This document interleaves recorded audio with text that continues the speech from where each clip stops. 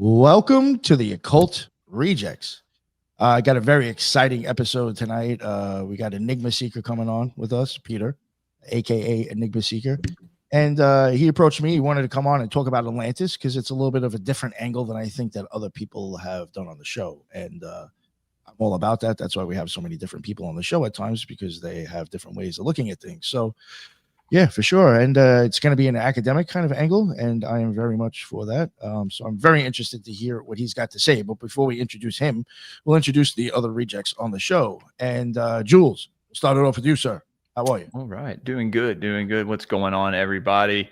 I was here last night on the Occult Rejects. I am Jules, the Mississippi Mystic, the host of the Gray Pill Podcast. Go follow me over on Twitter at Gray Pill Pod. Subscribe to my Patreon. Sign up. We got a lot of tiers on there. Got a lot of Patreon exclusive content, merch that we're currently making, and some sticker packs that I have that I'll send you. And yeah, it's a good way to support the show. Be sure to like the stream and share it. Get it out there to the internet waves. Let everybody see. Get some people in here. It's good to be here tonight, though. Very excited to hear what Enigma Seeker has to say. Yeah, thanks for having me. Yeah, man, for sure. And shout out to Rebirth, who introduced me. I saw him on your channel. Right. That's right. That's how I learned about you guys. Exactly. Okay. Very nice. Yeah, Jules, thank you for making this one. You know, I know you were here last night. I also saw your face this morning for a while. Talking shit this morning. Yo, that was a blast. This morning was a fun esoteric book review, guys. Yeah. If you haven't checked it out, I don't think it's on X anymore, but it's on Rumble and YouTube for now until probably tomorrow morning. We looked at what was it? The something about wolves. Something about wolves. At first, it was about elves, fauns, and fairies, but the book was coded in some old English language. So we went on to reading the S and the F's of Thessaly. Wolf Bitches of Thessaly, brought to you by Manuel Labor, Subliminal Messenger. Yeah, it was fun to say the least, and we had some pretty good discussions about it. Stay tuned for what was it? Enchanted Wiggers. Enchanted Wiggers. Yeah, the next. Excuse me, the next one coming. Anyway, what was it? What is it? She Saves Christmas too, right? Yes, yeah. The wolf just save Christmas. Yeah, sorry. These people, everybody else is like, yo, what the fuck are these guys doing? No one knows what we're talking you don't about. want You to gotta know. be there. It's gonna Yeah. disappear. You gotta be there. But yeah, thank you very much for coming on, Jules. Again, like I know on the weekends you're a very busy man and you tend to make a lot of the shows on the weekend. I appreciate that. Yeah, man, I try. Hell yeah. And Julia, I mean, out of all people too, just popped out a kid and still jumping on. Congratulations, Yeah. Julia. Thank you. Thank you. Congratulations. And thanks so much. I always love joining for episodes like this. I love Atlantis. It's one of my favorite topics. But yeah, you know, Cosmic Beach Podcast, wherever you listen to podcasts. Speaking of bitches, I just released an episode about the Ripper crew cutting bitches' titties off and fucking the tit holes. It's crazy. You gotta fucking check it out. It's wild. I'm telling you, you guys, this is some next level shit. And again, if you haven't found me already, you never will. Cosmic Peach Podcast. Thanks for having me, Nick. Cold intro, dude. Yeah. It's a true crime podcast, people. It's a true crime podcast. Yeah. This is why you're here. Thank you. Hell yeah. Definitely. You know what? Actually, out of everybody here on the show, I've probably known Julia the longest. Believe it or not. It's fucking wild. We've been podcasting. Besties. Like He literally set up the episode where me and my husband worked together for the first time. Yep. Wow. So Yeah. She's got a new occult reject right there. yeah. All right. Now finally to the man himself, Peter, Enigma Seeker. What is going on, sir? How are you? Would you like to introduce yourself and maybe give a little bit of your credentials, or I could just pull it up. I think you have that ready to go, and let people know where they can find you, or if you have anything you want to promote. Sure. Yeah. If you want to bring up the first slide, we can start with a little intro.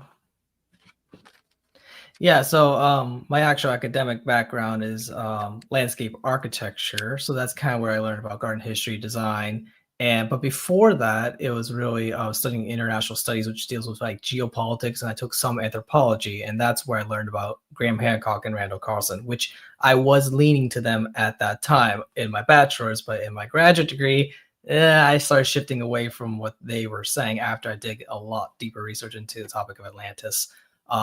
But originally, I was in the Air Force for a little bit, studied Japanese. So I know actually probably more about Japan than I do about Egypt. I am a Catholic, so I do have kind of a biblical worldview, but I'm more of a kind of like an academic Catholic in the sense that I don't, I'm not a young earth creationist, or I'm not, believing some of the things that some Freemasons believe, which are a carryover of what some evangelicals used to believe in, which is more the kind of a literal interpretation of scripture and all that. So I'm a little more liberal on that topic. And I also was a Boy Scout. So, but ufology is probably where I first started when I had my actual woo-woo experience. So I am an eyewitness of the second kind. I have contacted the FBI once. I have talked to Linda Moulton Howe. I have been on Spoke to Linda Moulton Howe a few times when we were helping her out, cataloging a phenomenon that the UFOs were producing. And that was called the mystery boom phenomenon. And so far, Lou Elizondo has not mentioned it. I'm keeping an ear out for that to see if he mentions that. But that might be in the future. We'll see. But something was going on between the years 2011 and 2014 that caused media reports all around the country to start popping up, local media, and reach national attention once.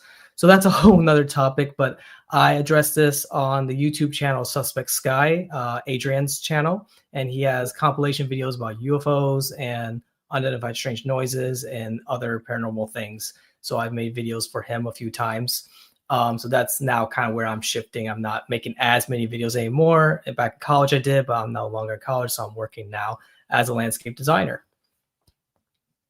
And I live in St. Louis, Missouri, but I did graduate from University of Iowa and Iowa State. Interesting. All right. Yeah. Thank you. That's wild. You met, yeah, that's the lady with the cow mutilation shits, right? Yeah. Linda's still kicking. And she actually got a sample of some of those UAP materials that Gary Nowens mentioned and others. So that's pretty interesting that she got to touch that. How does Lou Elizondo fit in there? He's the main guy that the Pentagon is using to disclose the whole existence of the supernatural phenomenons. And again, Lou was not privileged to this until someone went to him, and I think that's Mike. I think it was Mullen, or what's his name? The guy that hates Trump, Clapper. Under the Obama administration, those high officials, they're the ones that kicked all this off. So you can see why they probably didn't want Trump in power at the time. One reason. Other geopolitical reasons, of course. Lots of reasons. All right. So what got you to interested in Atlantis? Well, again, it was more studying anthropology at the University of Iowa, and that's where I ran across Randall Carlson and Graham Hancock, of course. But also, it's just like entertainment. I mean, there's an anime called Nadia, which inspired Disney's Atlantis, which I loved both of those, and I think the Japanese one did it a little bit better. Yeah, I like that Disney didn't go straight to Zachariah Sitchin's style and Eric Von Däniken, right. Whereas the original anime Nadia that inspired Atlantis, they were Gainax Studio was inspired by Zachariah Sitchin and Eric Von Däniken, so there was more ancient alien route, whereas Disney did more the spiritual route, which is what Graham Hancock was leaning to. So I think the directors and writers, they were listening to people like Graham Hancock and Zachariah Sitchin and comparing and how they're going to write their story. What's your thoughts on Zachariah Sitchin? I'm not an ancient alien believer, and I can kind of explain that more at the end of the slides. No, maybe I used to be, but after experiencing this phenomenon firsthand multiple times as an eyewitness of the second kind, yeah, this shit's not aliens. Wish it was, but wish it was sexy alien girls, but no, I don't think so. Ooh, I think it's a lot freakier. So I think you and I might be in agreement on that. I mean, I think people are seeing something. I think there's obviously some phenomenon going on. I don't necessarily think it's fucking ET, but they are seeing something, they're seeing fucking something. It's complicated. Yeah. There's something going on, which David Grush is correct to say that there are biologics 100%, but there's a reason why they're avoiding the specific term of extraterrestrials. in the DoD document, if you read it, they're avoiding that. But there is one clue that David Grush alluded to, and that's the phrase interdimensional. So as a Catholic, when I hear that, Fuck yeah, instantly, that's what I'm. I think Yes. angels or demons or jinns or what Japanese would call yokai or kami. Big booty alien. So something a lot deeper than just, aliens and spaceships. Do you not think that these spiritual beings could take on these physical forms though, or maybe inhabit something of like some kind of biological form? Yeah, that's what Catholics and Muslims have believed for over 2,000 years, and the Egyptians have believed that. So yes, they physically can take avatar forms, but in limited time and space. So they're basically the gods of ancient past, but they're not all powerful. They do have limitations because ultimately, as the Timaeus and Plato explains, there is a cosmic god that keeps order over the lesser gods, or the word gods and angels and demons are basically the same thing. They're just a semantically different thing based off cultural terminologies. Like the word angel means messenger, but also can refer to watchers, but they're more like militaristic terms. Like, a literal messenger from the military goes out and sends a message. They're using militaristic language in their theology. And that's how the ancient world worked, because there was no separation of church and state in ancient times. Right. I'm already on board. So, for instance, yes to everything. Hermes was considered the messenger of Zeus, that he carried the caduceus. Well, the caduceus was based off of this rod that the messengers who observed battlefields would carry so that people wouldn't kill them. So they had this big rod with these white streamers off of the thing. And so he was the angel of the god Zeus, as well as these messengers on the battlefield being the angels of that king, whoever it is commanding the armies. Yeah, and Hermes is believed, some scholars argue that, like maybe the former Dr. Michael Heiser would argue that Hermes, or the Archangel Michael derived from the inspiration of Hermes motif. And from Hermes, the Greeks got that inspiration from Anubis. So it does go back to the land of Atlantis, is what I argue. The real Atlantis. Yeah. Most people would connect Hermes with Thoth, but that's the first time I've heard. Again, I wouldn't get too attached to these names on so-called angels, because real angels, we have no idea what the hell their names are. Right. We give these titles, like Gabriel, Raphael, for example. It just means the healing angel, or it's a title phrase. It's not meant to be like literally his name is Raphael. No, there's many iterations of that name that evolve. That's why in Ceremonial Magic, he's known for being a healing angel, because of what you just said. Yeah. So when you invoke, like if Catholics invoke that, some Catholics might take it literal, like he's literally named that, but it doesn't really matter. Whatever interdimensional beings around you, they might heal you from, kidney stones or something if you have real severe pain. If depending on your spiritual state, they could intervene. And I think Madame Blavatsky and other occultists believe that yes, you can summon angels through psionics, is now what they're calling it, but it's basically prayer meditation. Theurgy. Yeah. All right, so we can go on next time, I guess.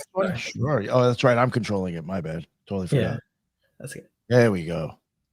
So I guess I had a falling away from Randall Carlson and Graham Hancock, mainly because as I studied at McBride Hall at the University of Iowa, is on the upper left hand, that building. That's where I first heard about their names. I'm like, my professor actually mentioned them, so that was interesting. So after he mentioned them, I dug deep and I started to kind of fall for it.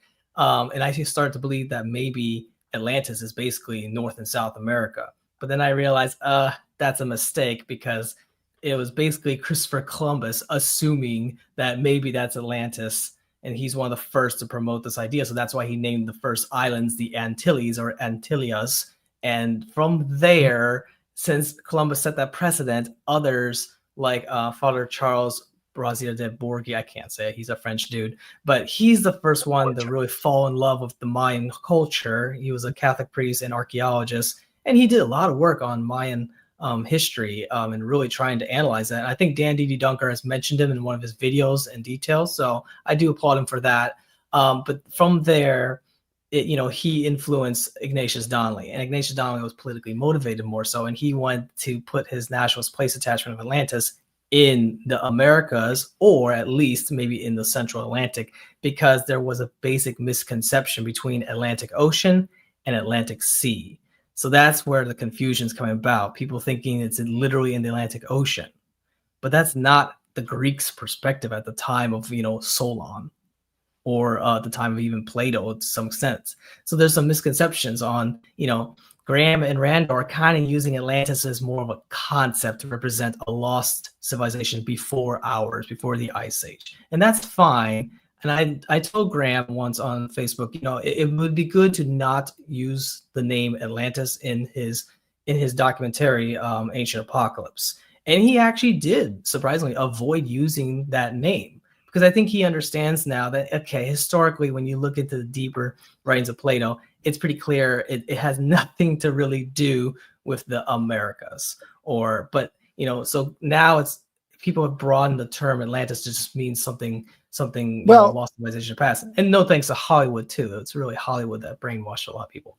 To give you a little bit of pushback, though, we can't forget about Francis Bacon's book, The New Atlantis, which really did inspire a lot of founding fathers in how they wanted to form the country. And because that's a big part of our history. That's right. Yeah, right. Because that's why there's the Freemasons, when the early Freemasons came to America, they really thought that the Americas was that continent that Plato was speaking about. But there was simply some translation errors at that early period before Benjamin Jowett updated that. But even Benjamin Jowett, the British translator, got some basic things wrong. But let's say 95% or more is correct. But there's a few things like, is it 9,000 or is it 900? Or do you divide it by the 3 seasons that's matched in the Middle East? Or is it by the lunar calendar? So there's some confusion on the translations. And more than likely, I'm going to have to blame us Catholics for that, because there's probably a bunch of monks in Italy or France that messed up some translations that ended up eventually getting to England. So over time, people thought when the Romans emphasized that the Straits of Gibraltar is this, and this is the new Pillars of Hercules, everyone assumed it was outside that. But when you actually read Timaeus and Critias, it's saying it's subdued inside the pillars, but in the Critias, they're denoting a different pillars than in Timaeus. So there's 2 pillar locations, and that's according to George Sarantites.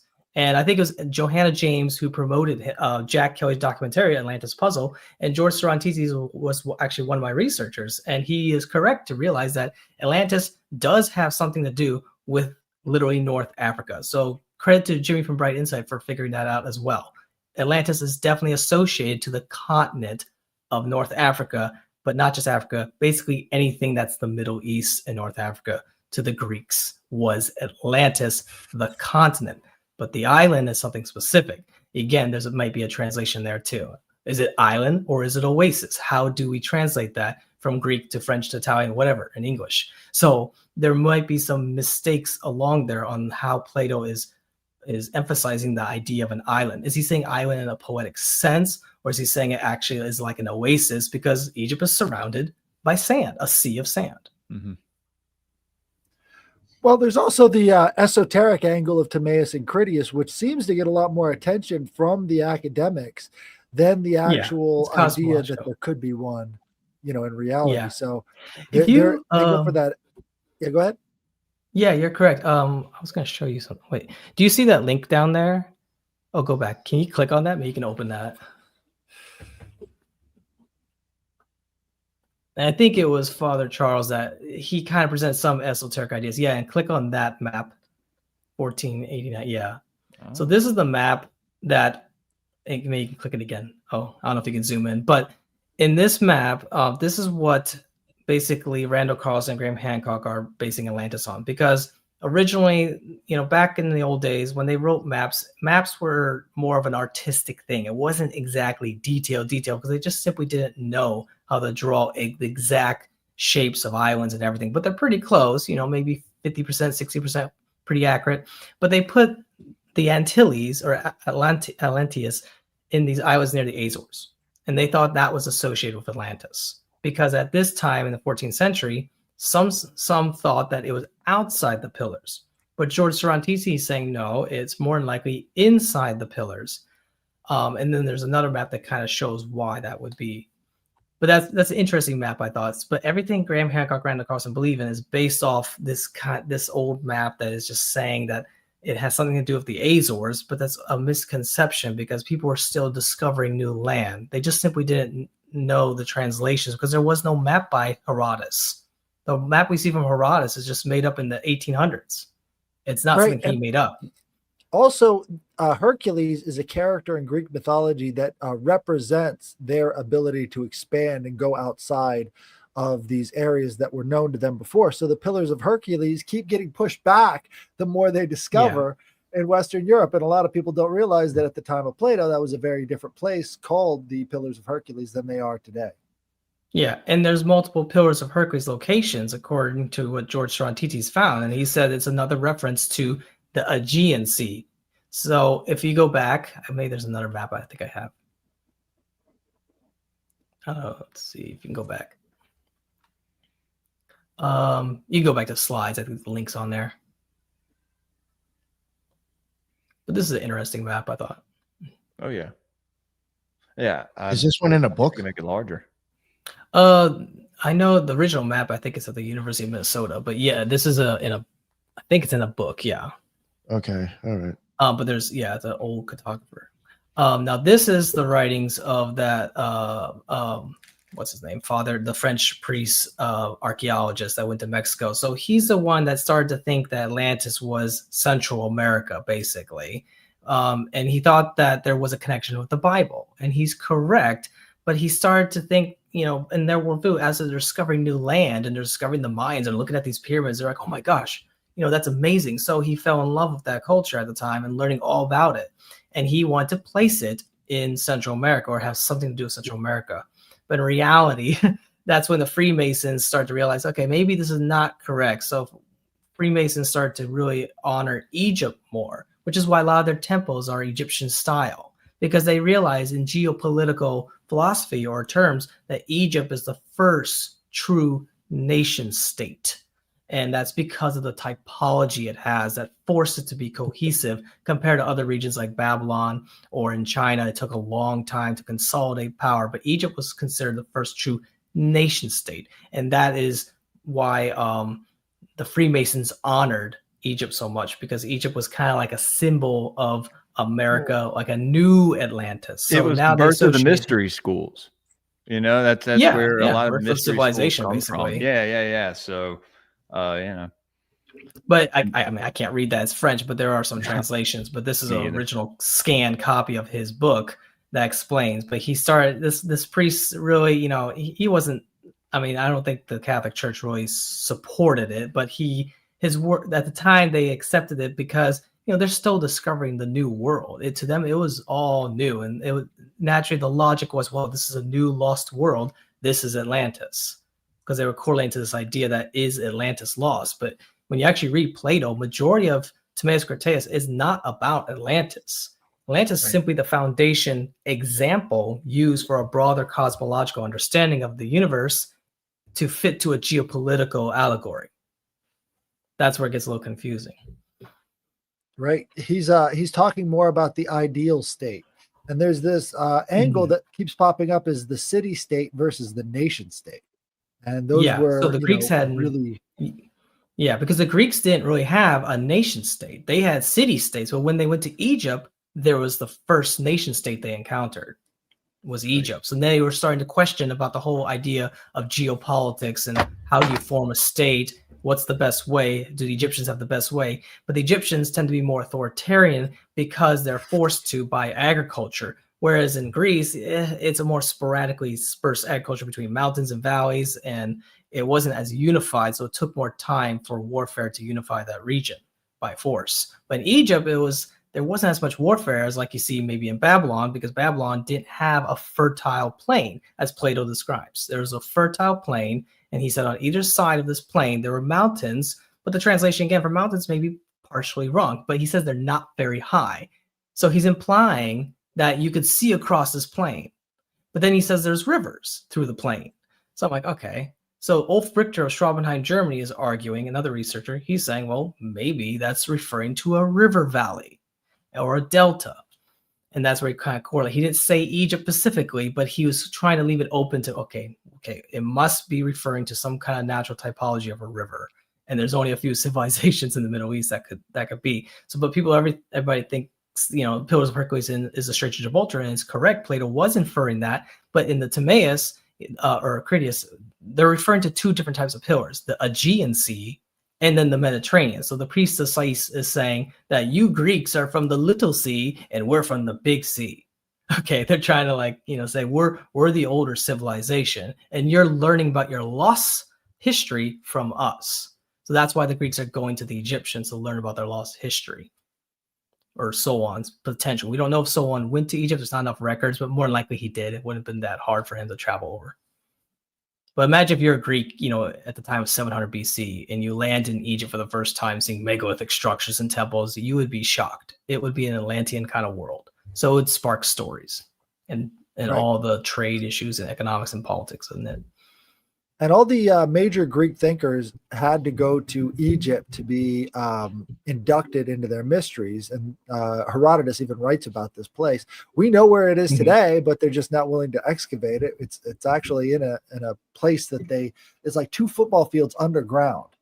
And so this underground mystery school that was talked about in Herodotus was found, but they're just not excavating it. So it makes me wonder about Atlantis and all the rest of this stuff, about what's actually being kept from us and what's actually being let out. But I understand it. It's because there's a dam nearby and the entire place is flooded. So all of this underground chamber that they had is now completely, flooded. It's a giant sewer system, and they don't want to have to mess around with all this hydrology from the dam to actually excavate.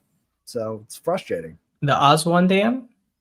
Yeah, it's close to it. Yeah, I can pull it yeah, up. they have moved some of the temples, but it does make me wonder if there were a few temples they left underwater intentionally. It's possible, but it'd be literally in modern days we turned Egypt into Atlantis by flooding that part of the region. But the majority of the actual Atlantis, the island, was the delta. Like that was the geopolitically most important locations to the Persians, to the Greeks, because that's where they got their beer, their bread, and it's shipped up by the Phoenicians into Greece and into the Tartessian region of Spain and Italy. When we go back to the slides, I can kind of explain more. I have a quick question for you. Sure. Are you familiar with Gary Wayne at all? Like the Genesis 6 guy? Are you familiar with him? Is that the paper by the CIA called Eden? Are you referring to? No, he's Oh, like no. he Insect talks a lot conspiracy. about Jules. You know who I'm talking about? Yeah, I keep having a couple people Hmm. trying to pressure me to get him on. I need to hit him up. Yeah, he's really cool, but he He is, talks a yeah. lot about Atlantis, and one of his theories is like Atlantis was like this huge city, and places like Egypt and It was like a worldwide civilization, and right, maybe there was yeah. a capital, that the island may have been the capital or the place Uh-huh. where they That's partially convened, because there were 12 families, I think, rumored to have had Right. control of these civilizations, and the head of it being Atlas, right? This god Atlas. And I then don't like know. Yeah. Egypt and those places are like they're like satellite cities to Atlantis. They're like Yeah, little yeah. breakaway. I'm These glad are you're just here, Jules, because you theories, said it like I more. said, but You said it better than I did. But yeah, that's basically the theory. And I think, it could have legs, yeah. I think if you make the claim too big, it becomes unrealistic to actual archaeological records. So that's where maybe he might have too much of a new age perspective, and he makes the story bigger than it really is. And that's what that priest did. And it was Ignatius Donnelly and that priest, and eventually Graham Hancock Randall. They're making the story so much bigger than it really is. In reality, it all goes back to the origins of geopolitics and the origins of agriculture and history. It doesn't have anything to do with the New World of Central America or South America. So I wouldn't broaden it that much, because we would have abundance amounts of evidence of that if you're making such a massive claim. Now, I don't know who this guy is, but someone like Zachariah Sitchin and Eric Von Daniken, they make these stories so much bigger than it really is. And I think that's called the historian's fallacy, where we're trying to paint our globalistic worldview to this lost civilization, but in reality, we would have found that evidence by now, and wouldn't be spear points and a few arrowheads. It would be very clear, steel swords petrified in stone, or foundation stones, or granite slabs. Because if you go to corporate buildings today, a lot of them have lots of slate of granite everywhere for their buildings and their fancy lawyer offices, and you would find that stuff. It would be buried over time, and when it's buried, it's actually preserved compared to being so above crazy ground. how much we agree and disagree at the exact same time. So I'm fully on board with the idea that there could be this Egyptian Atlantis idea, right?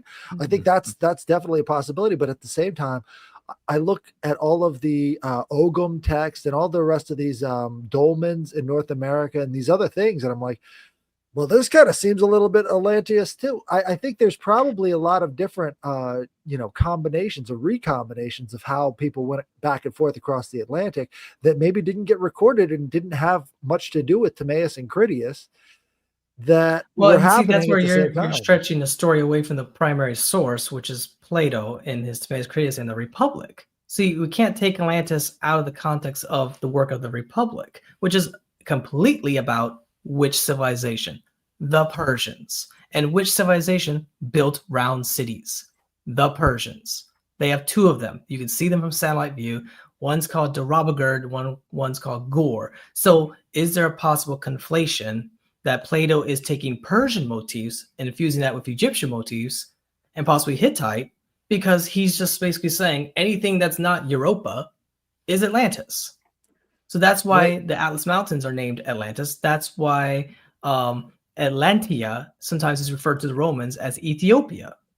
So Jimmy is right to put it back in Africa, but we want to make the story bigger. Now, there might be other civilizations that are lost, but they have nothing to really do with Plato's Atlantis.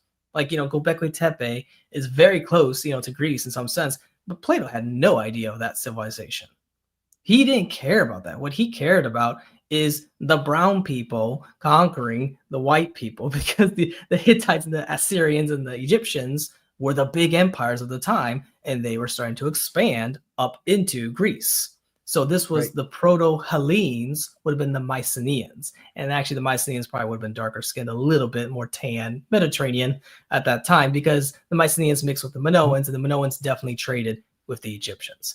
And there's one... well, I kind of follow my slides here. Actually, we can go to the next slide so I can get a bearing where I'm at. So basically, it just makes logical sense to ask the question, if Plato says that Atlantis stretches from Libya to Asia, and he says it's bigger than that, he's referring to this vast continent. And that vast continent has to be Africa and Asia, or specifically the Middle East, because he's talking about a war he's emphasizing. And in Freemasonry, there's a lot of kind of, understanding of the kind of the political worldview, but also spiritual mixed. And so the Freemasons and the Vatican and the Persians and the ancient Greeks, they all honored Egypt because Egypt came first before anyone else when it comes to the first true nation state.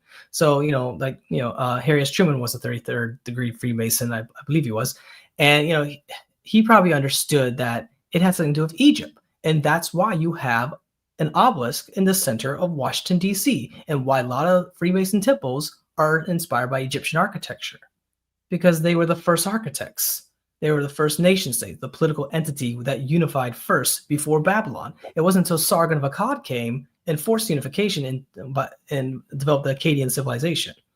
So when people say, oh, the Garden of Eden is Suber, no, that Suber was no paradise. It was a hellhole. 10 degrees hotter on average in Egypt, not a Mediterranean climate. There's no black soil to create enough fertility for agriculture. And there's no monumental architecture at the level of Egypt.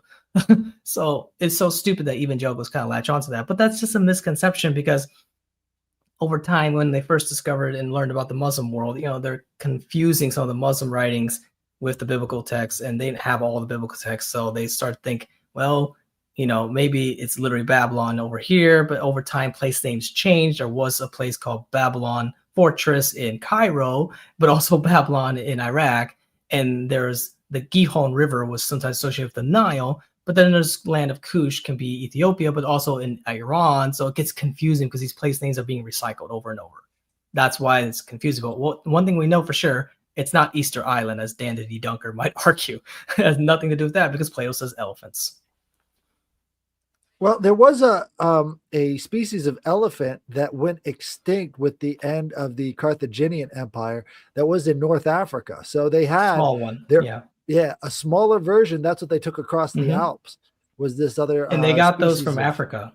There's a small species, not small, I mean, yeah, relatively small to the main elephants in sub-Saharan Africa, but there was a North African elephant, and the Egyptians basically killed them off or used them in warfare, or maybe for labor as well. So that's not out of the question, but they were a hindrance to their agriculture. So the Egyptians basically wiped them out, and then the Romans eventually too, but they used them for, eventually into circuses and things like that and for display. But yeah, they got up to, I think, islands near Greece or Crete, and spread up into Rome. So there were these elephants. So when Plato speaks about that, they did exist at the time in that region. They got them through trade from Egypt. Well, so they're fucking elephant killers. That saddens me. I love elephants. Yeah, that's Well, the Are elephants you were stomping their crops. But they're so cute. Listen, are you Yeah. saying Egypt could be Atlantis? Like that's the misconception, is like they came up with this name Atlantis, but really they were describing Egypt. Is that like the takeaway here? That's what when some of the dialogues in Plato speak, they say, "Oh, you Socrates always make up stories about Egypt." There's some phrase like that, because that's exactly what Plato's do. Plato is taking Socrates' ideas and making up a story about Egypt. He's basically using Egypt as an allegory, but putting a good spin on it against the other Atlanteans. And there's another Atlanteans that everyone forgets, and it's associated to the war. And it's not the Egyptians, it's the Hittites, Turkey, Anatolia. So again, that's why I say Plato says across the sea. So across the Greek world, either through the Aegean Sea or all the way down to Egypt and Palestine. That region was another world to them, completely different typologies. That was the Atlantean old world. So when Plato speaks about the Callipolis in the Republic, he's speaking about the future new world of the Greek world, and using democracy, well, semi-democracy, but they didn't allow women to vote. But they're debating about whether to keep that monarchic system or democracy. And there's a divide. And when Plato's writing the story, he's keeping in context of the Persian Wars. So to Plato, Persia is the Neo-Atlanteans, hence why there's round cities. So there actually are 1 mile diameter long palace round cities that are completely wiped out over time by Alexander the Great and other wars.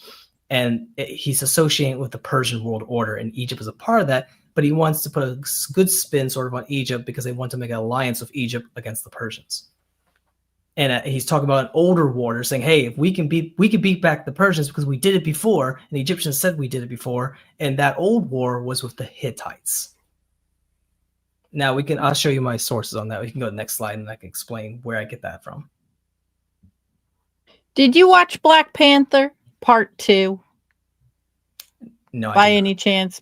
I was just gonna say they put a lot of shit in the Marvel movies. Obviously, a lot of people know about that, but they made it seem like, and also like Aquaman, right? With Atlantis, like it still exists and it's all sunken and shit. So you don't believe any of that stuff? Like it's somewhere sunken and fucking artifacts. Julia, and Egypt does have ruins underwater, and now maybe they don't go back to the time of the actual date of the Santorini eruption, which is 1600 BC. And if you take away the 9000 and use the 900 date, which is what these authors are all arguing, and so these researchers are basically saying it doesn't make logical sense if they say that Proto-Athenians existed. Who could that be? It must be the Mycenaeans.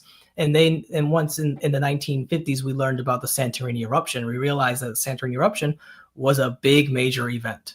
It was not just your normal volcano eruption. It was actually a supermassive volcano going boom with 2,000 megatons. Castle Bravo is 50 megatons.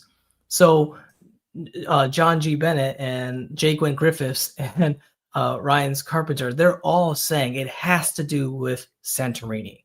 But what's confusing is they thought this associated Atlantis is the Minoans. No.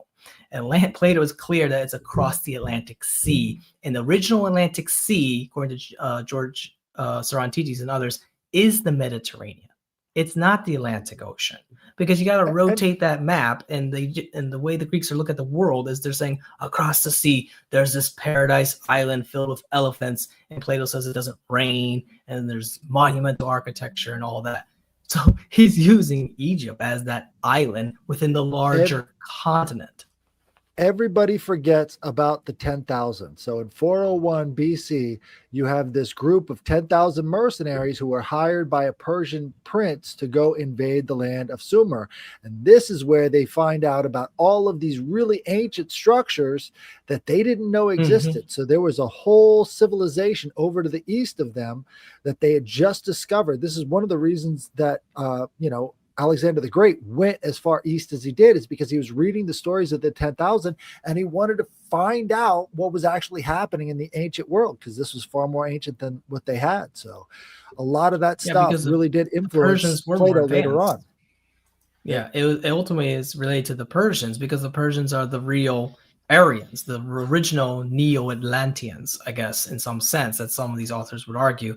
But like the main author, J. Gwyn Griffiths, he's looking at the actual descriptive details in Timaeus and Critias, and he's realizing there are certain descriptives. Like he noticed that I misspoke a little bit on Mike and Dave's podcast, but it was actually J. Gwyn Griffiths that argued that Plato's leaving some things out. He's not mentioning certain things like the coconut. So there's no coconut.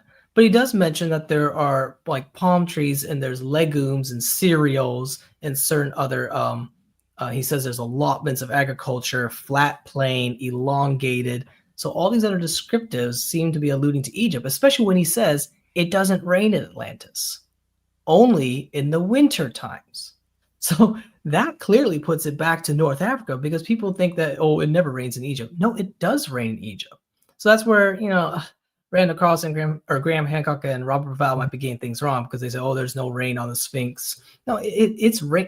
Egypt just had a flood back in like 2020 or 2023, I think it was. It was like 3 inches of rain in like 1 hour. So they do get erosion. So there's clear evidence of Mediterranean metacanes coming in once in a while. I mean, there's one that killed 20,000 people like 3 years ago. I think it was in Libya. That's because of a flash flood. So it does rain in Egypt, just not as often, mostly in the wintertime.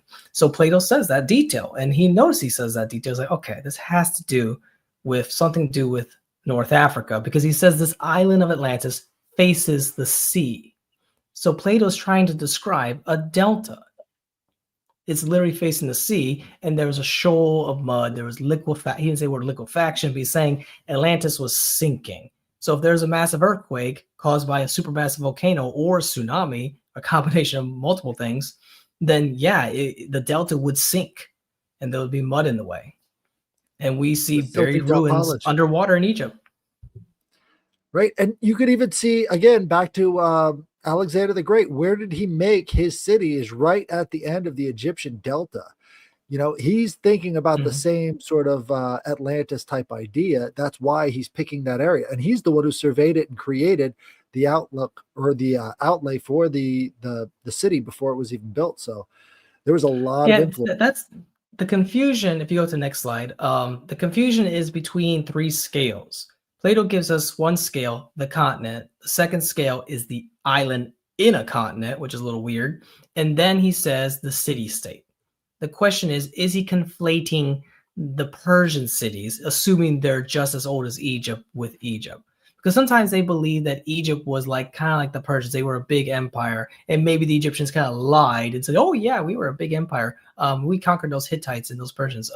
They could have been lying, because there's a legend of Sisistrisus. And Sisistrisus was a pharaoh to believe that conquered Anatolia.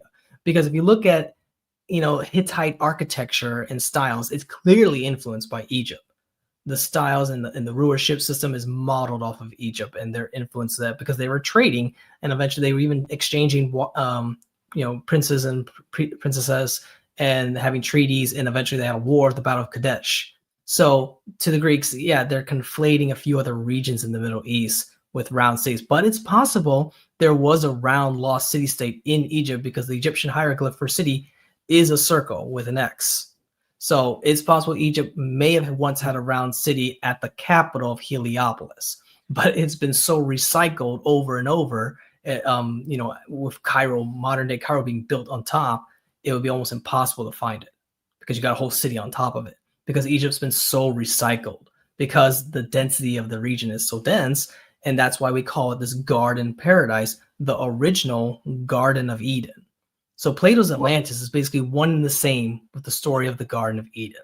He's probably reading Ugaritic text or something, and he's putting his own spin on it for political reasons.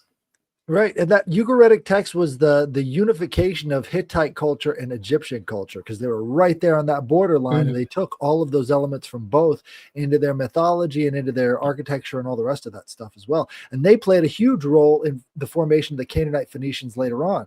So, you've got all of these different influences creating this milieu. And especially in Egypt, it was recycled by the Greeks later on because they were obsessed with Egypt. That's one of the reasons why Alexander went down there and why his generals occupied that place as the Ptolemies for hundreds of years after. So they needed the wheat is the main thing. They needed, if you got the origins of agriculture established in Egypt, Greece didn't produce as much agriculture until their empire expanded. But yeah, that's where like the Persians conquered Egypt, because they wanted their agriculture, because that was literally a garden paradise. So when Plato emphasized about in the Timaeus this lush paradise, these allotments, and they're ruled by 12 kingdoms, which is a reference most likely to the nomarchs of Egypt, where you have a governorship, which is why the Freemasons kind of honored Egypt, because you have there's the governor regions, and then there's one president, one pharaoh that rules them all, and they're not allowed to war with each other.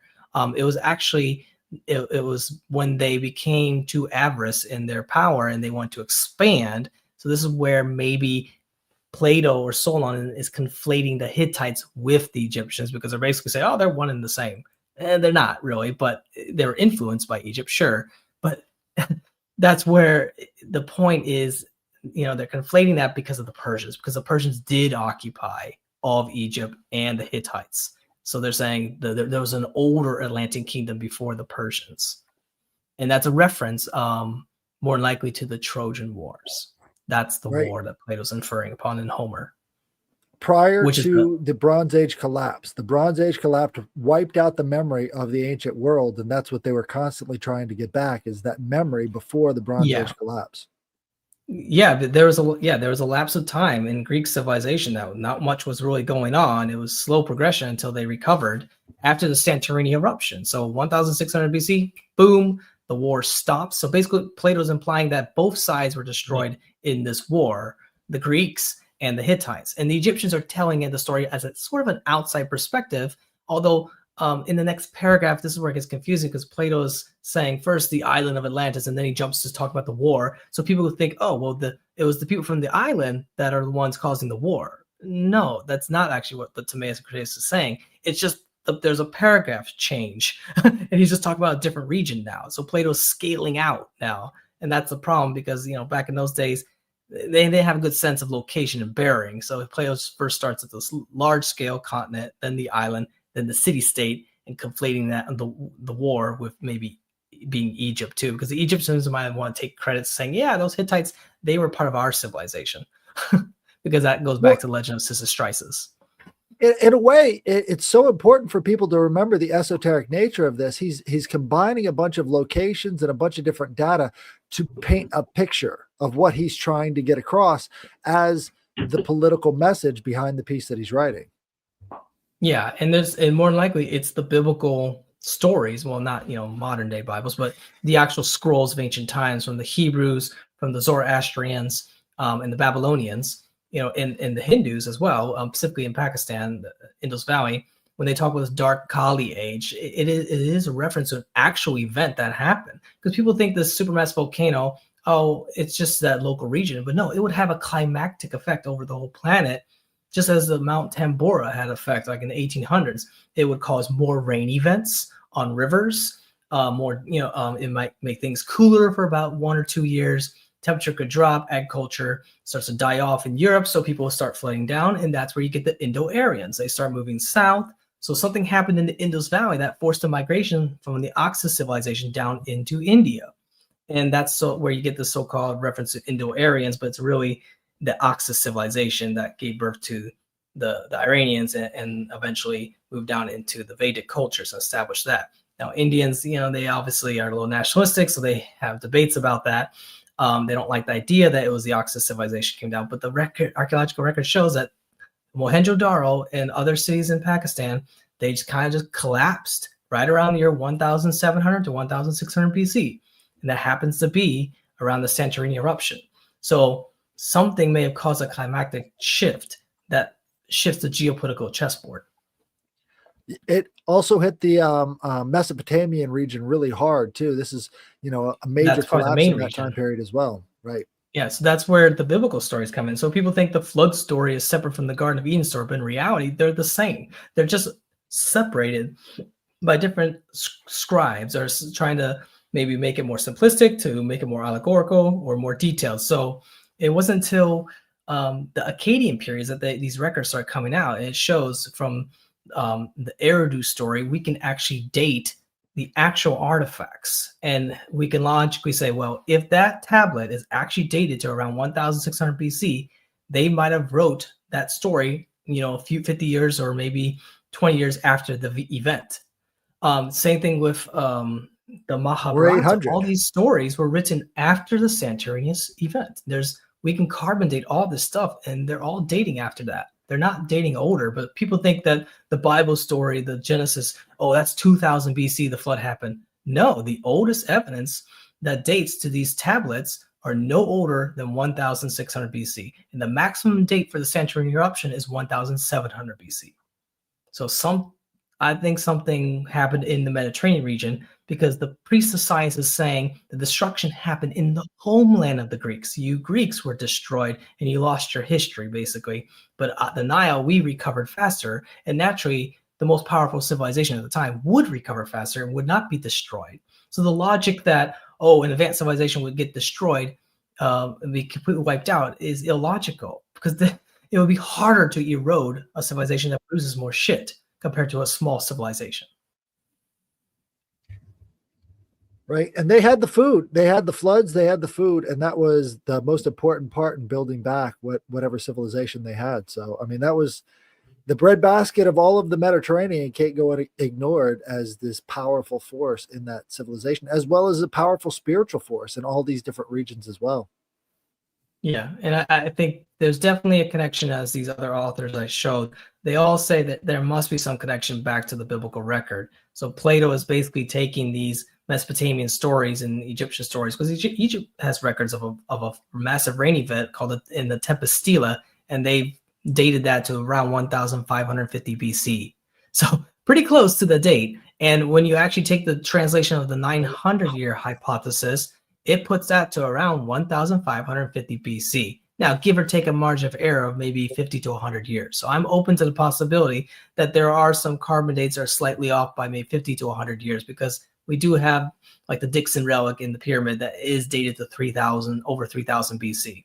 Now they say, well, maybe that's very old wood. Possibility, but I highly doubt it. They probably took the wood from a branch, more likely, which the branch would be younger than the center core of a tree,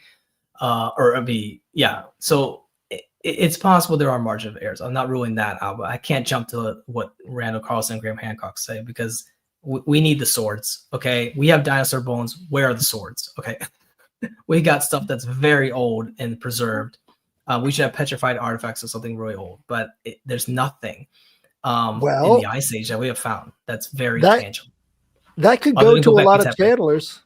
That could go back to a lot of channelers. So if you look at the channeling of the sleeping prophet, what's his name? I keep forgetting his name. Edgar Cayce. Edgar Cayce. Edgar Cayce. Yeah, when he talks about Atlantis, he's talking about a different type of technology altogether, sort of like a crystalline technology, but not necessarily more advanced in terms of weapons and armor and all the rest of this stuff. He's thinking more of like crystallography or some kind of resonant technology. And we see in all of these dolmens and all of these different structures.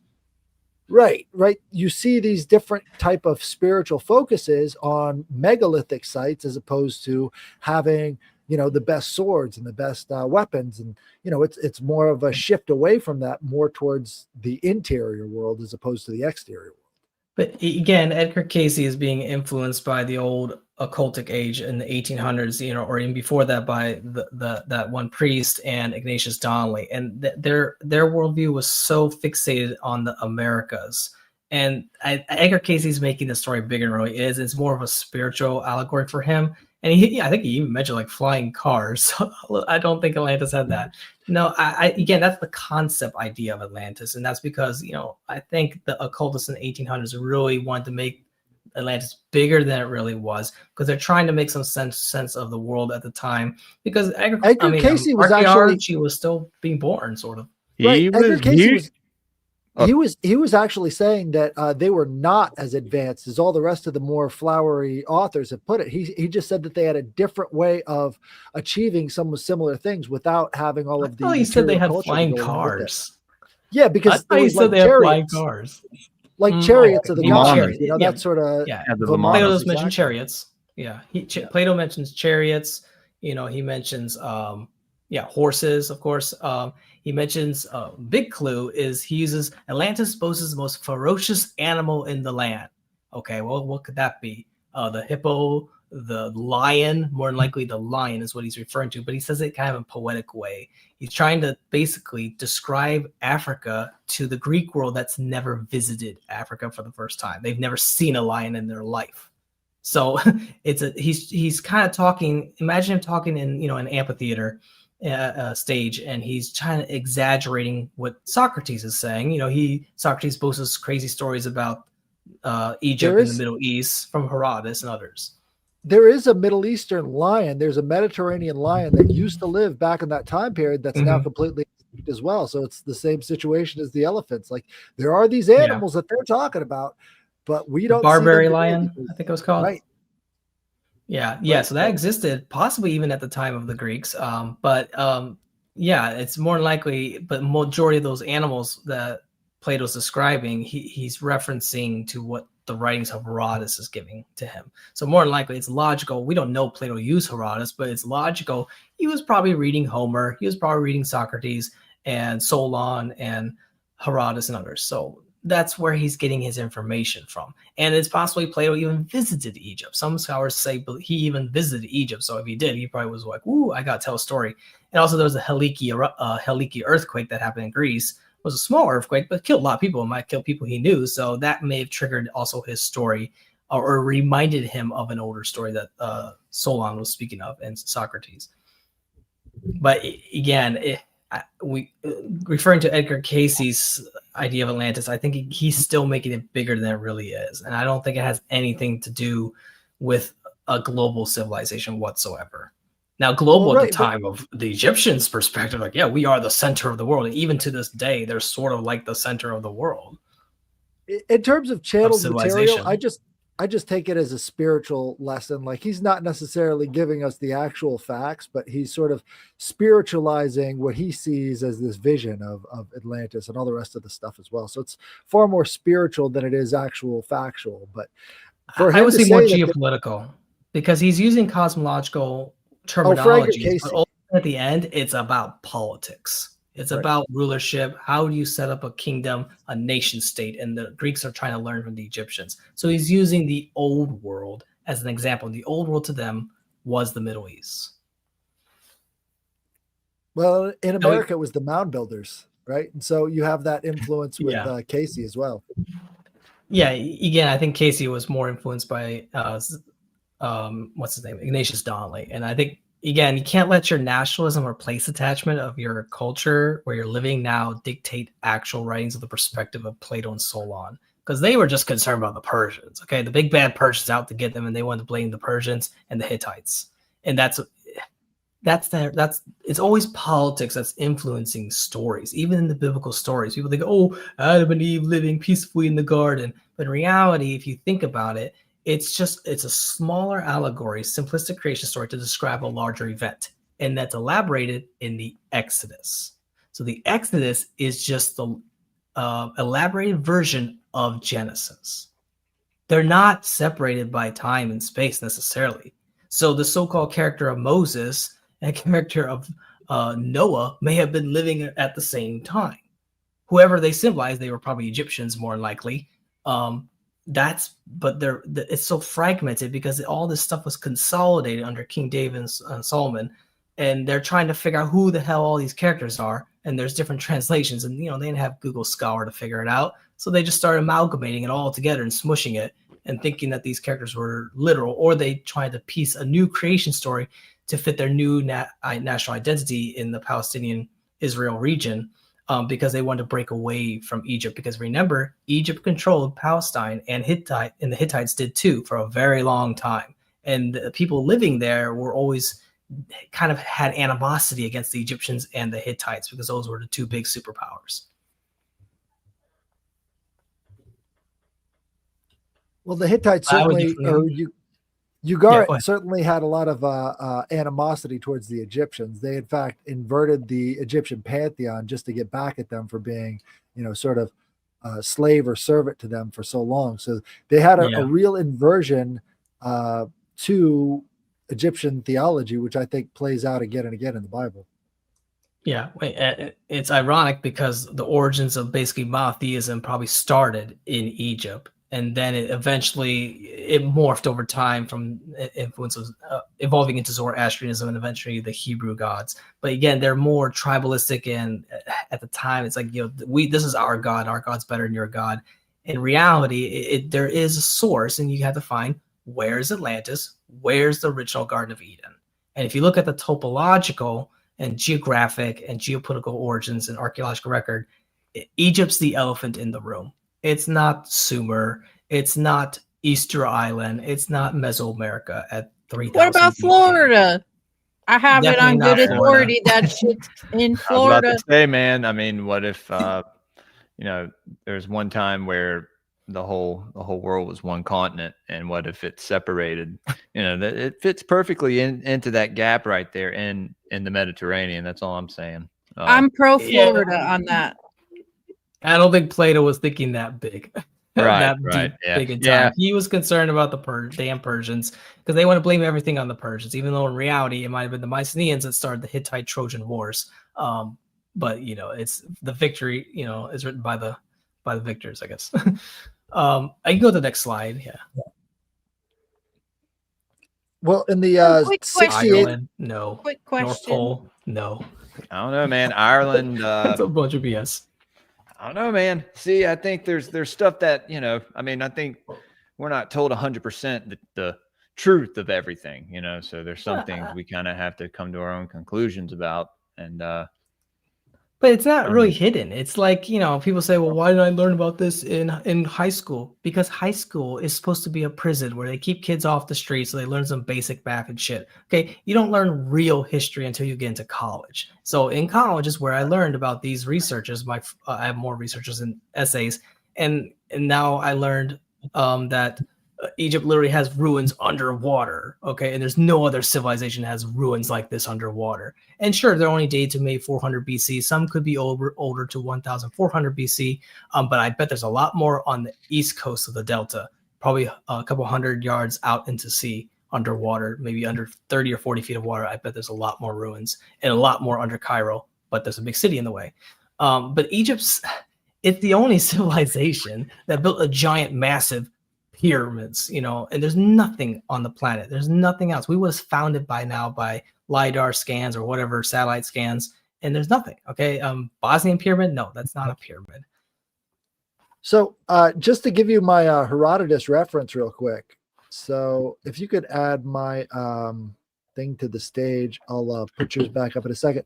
So this is from the recent discovery in the Mahata expedition in 2008. They used ground-penetrating radar at the Hawara Pyramid and found evidence of a massive underground structure talked about in Herodotus. And he says, underground, there's 3,000 rooms.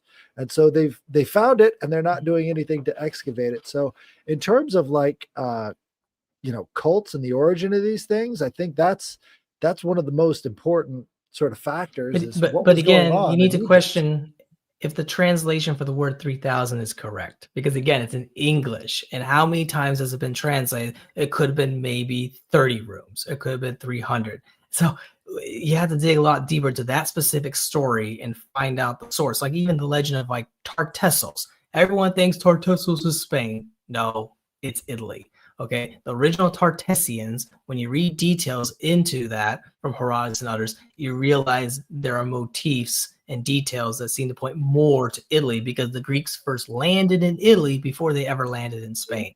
But over time, the nationalists in Spain adopted the story and placed it in Tartessos because there was a reference to the Pillars of Hercules and it was the Straits of Gibraltar, but it was inside that.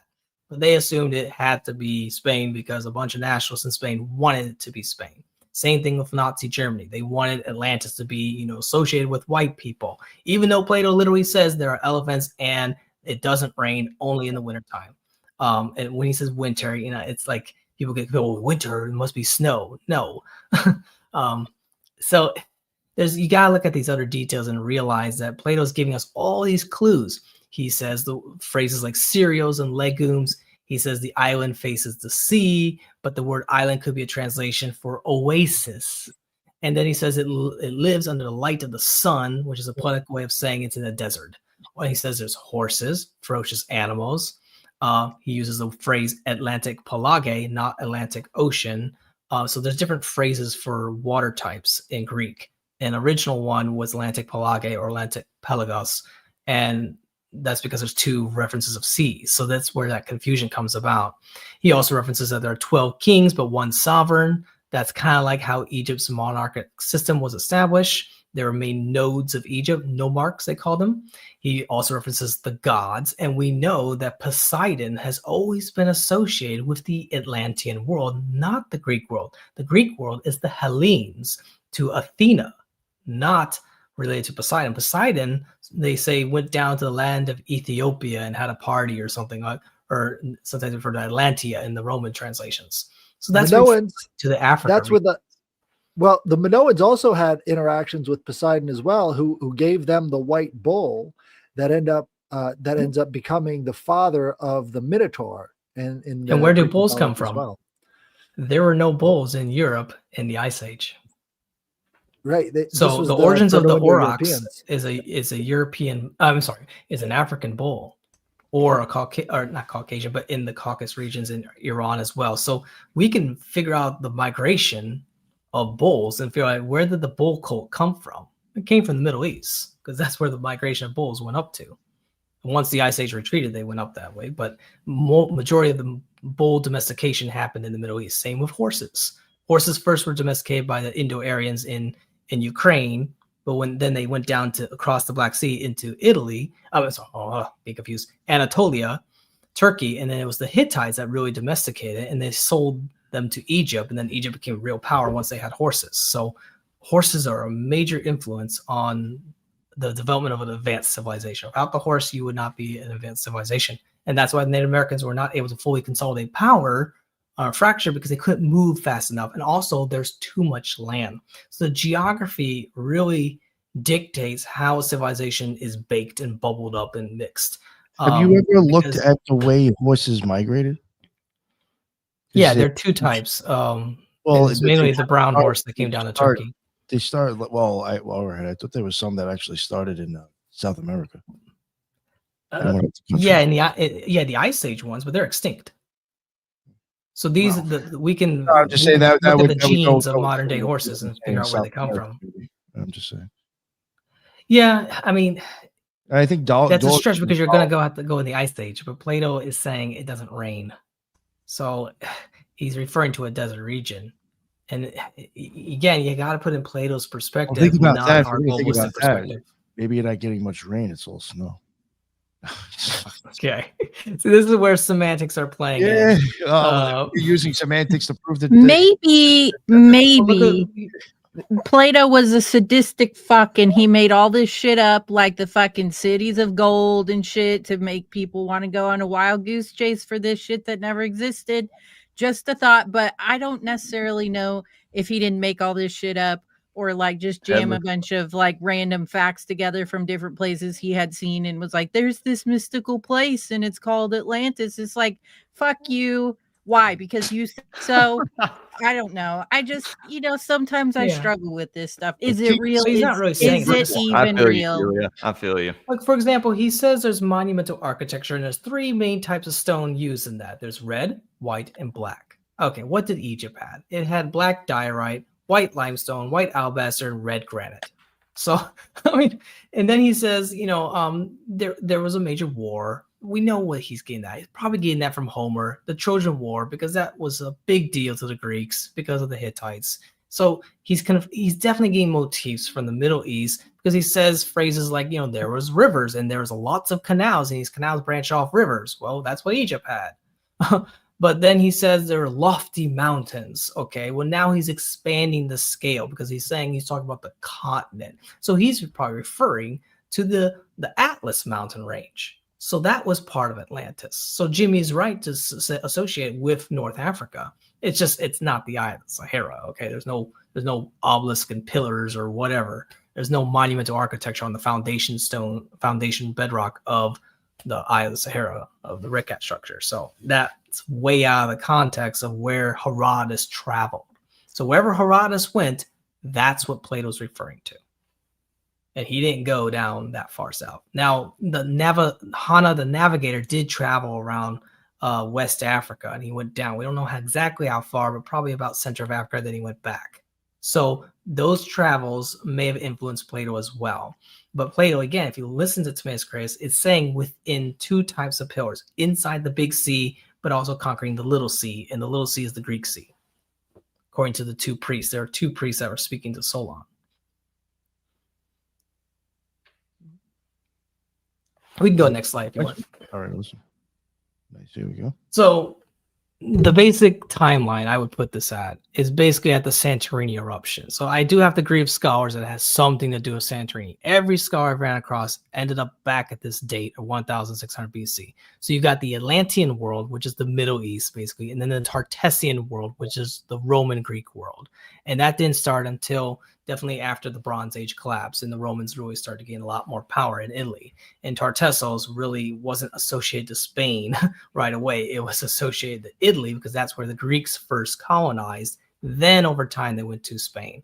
But there's conflation between that legend, but that's a whole nother story. So the original Atlanteans, they weren't white. They were probably Berber, Egyptian, Hittite, Iranian kind of descent, a mix of tan skin or brown skin. And they're from the land of the sun, we're living under the sun, as Plato says.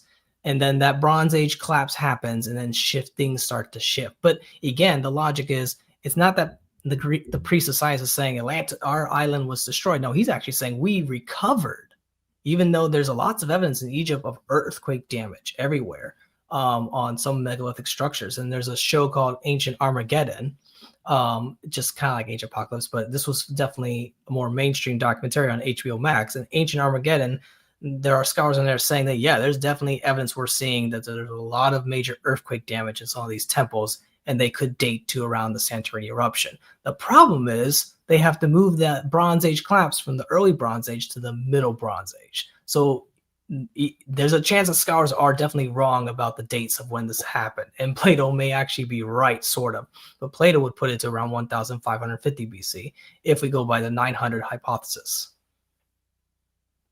So that's where you got the old world Atlanteans, which were basically, the biblical world where they were naked. They dressed more seductively in the sense, but in Europe they had to wear more clothes because it was colder on average. So there's a transition.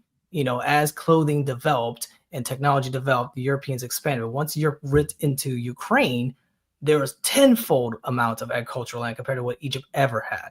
But it takes a large population to be able to control all that land. So it took a long time for the Europeans to gain that temperate climate zone. But once the population grew big enough, they became more powerful than Egypt, the Romans. And that's why Europe had a geopolitical advantage compared to other parts of the world because of their geography and their closeness, their proximity to the original Atlantis and Garden of Eden. Because civilization started in the Middle East with Göbekli Tepe and Karen Tepe.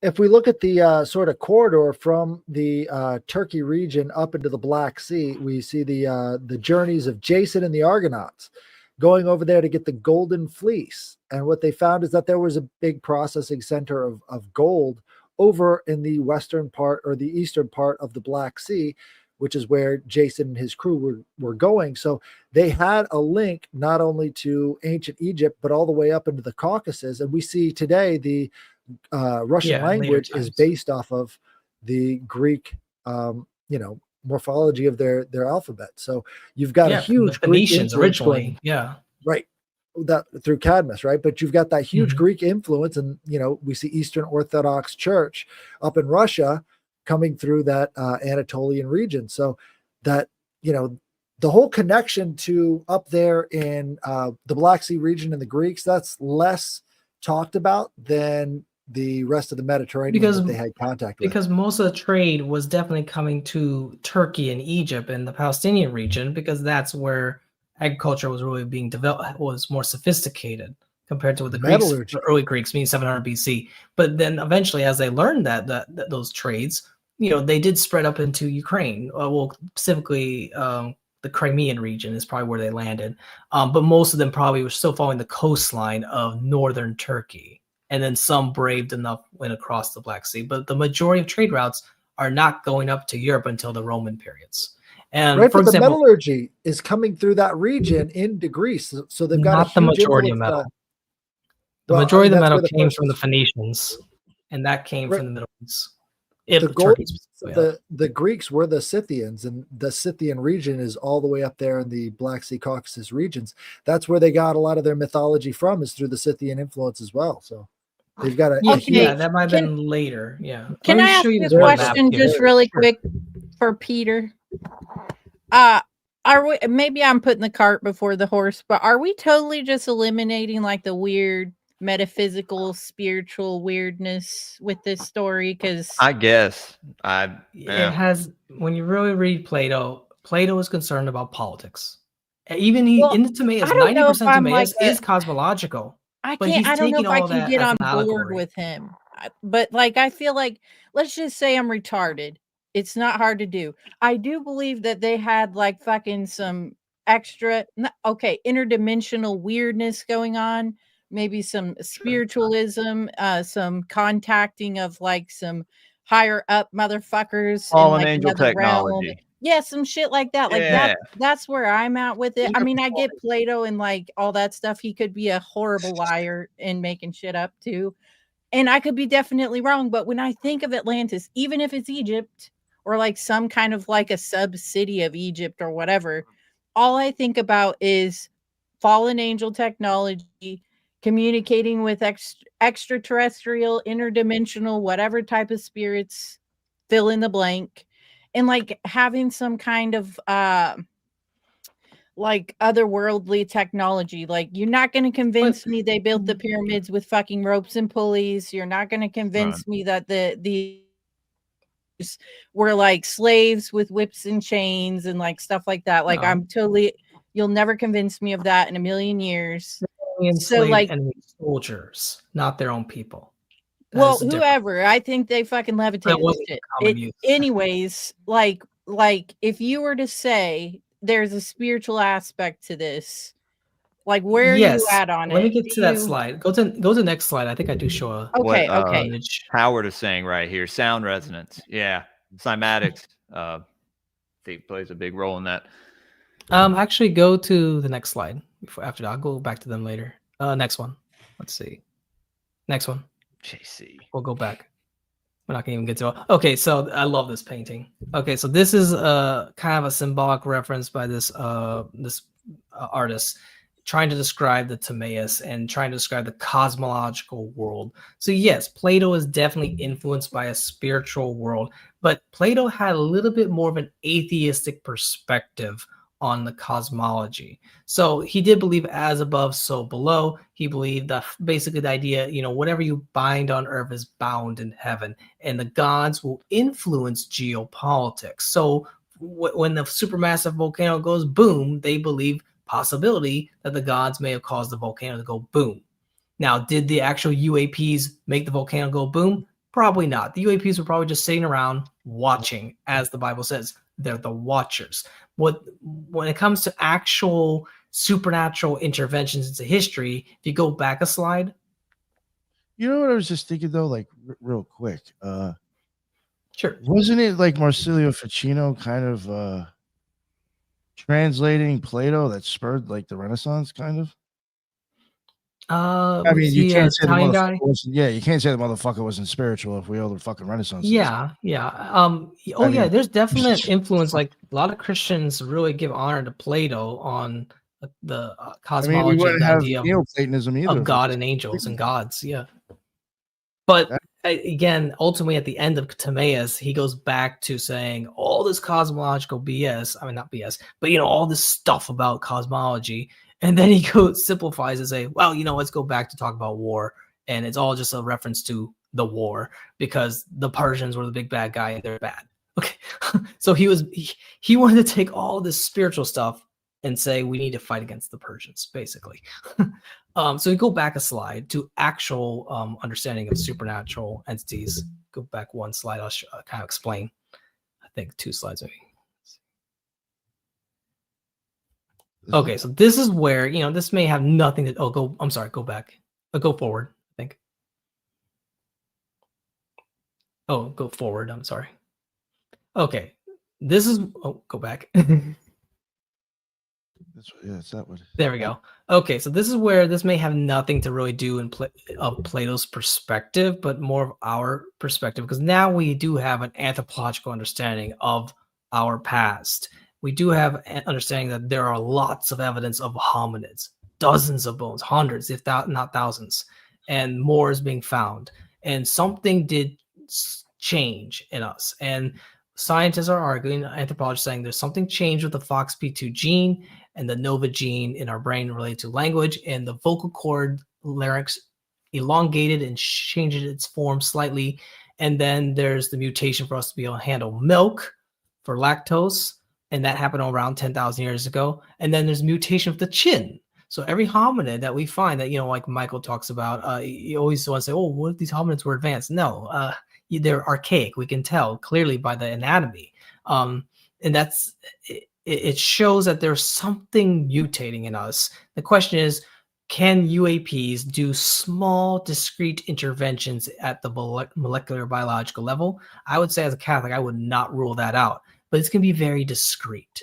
So if evolution doesn't steer us in the right direction, once in a while, maybe these UAPs will intervene at the genetic level, but at a micro, discrete manner that we wouldn't be able to tell. And it completely shifts how we evolve into an advanced civilization. So we go from being in Plato's cave, not understanding the whole world in the big picture as a hominid, and all of a sudden at around 70,000 years ago. So if you want to say there's lost civilizations in the past, it would have to be after 70,000 years ago, because that's when all these mutations start popping up and the birth of art really starts getting hold with the humans, actual modern Homo sapiens going up into Europe and doing paintings there, and those abstract paintings. But other hominids never did abstract paintings. It wasn't conceptual. They didn't have the power of synthetic language. They had communication just like a dog does to some extent, but they could not speak. They were physically impaired by that ability. But all of a sudden, as the Bible says, he blew into Adam, and then Adam became a man. He had the spirit of God. He was in the image and likeness. So something definitely changed us, and evolution does explain like 90% of it. But once in a while, there could be these slight abnormal mutational changes, and these UAPs clearly exist. The question is, how much intervention have they really done in history? Because again, all it took was for one interdimensional being, if you want to believe Jesus was one of them, to intervene in the Roman Empire, and boom, chain reaction of the whole geopolitical worldview, just like that. And it was only 33 years or less. Just a magic wizard man like Gandalf appeared, and boom, it changed history forever. Same thing with Muhammad. Muhammad had an experience, boom, it changes the whole geopolitical chessboard. So angels or these interdimensional beings may have a slight hand in guiding the program or the simulation. But it's not, ultimately, it's the cosmic God or Allah, or, as Plato describes, there is one cosmic God that's hidden. He is ultimately in control of order versus chaos. And there is this kind of trajectory into order. As we move from something ugly and fearful to something beautiful and loving. And that's profound in the planet of this history, because there's no evidence that we have buildings like this back 10,000 years ago. We would have found the foundation stones of the universities. They would have built something like a university if they advanced at our level, but we have nothing. It would not be completely gone. Okay, look at Mount Rushmore. Mount Rushmore would be there for 1,000,000 years, assuming people don't blow it up. Or Crazy Horse Monument in South Dakota as well. So we have something definitely changed. The question is, did these UAPs have a hand? Absolutely, when it comes to cultural influence. They appear to people, maybe to this one prophet or whatever, or they manifest physically as avatars, poof in and out, and they're influencing culture. And that's what Jacques Vallée is saying. So yes, they are having intervention, but Plato isn't really actually as concerned with the gods as you might think. He's more of like a communist if you actually listen to him at times. He's a little bit more atheistic, but he knows the gods exist, but he's taking the allegory of the gods and making it allegorical for geopolitical reasons, because he's more concerned about politics, like everybody seems to be.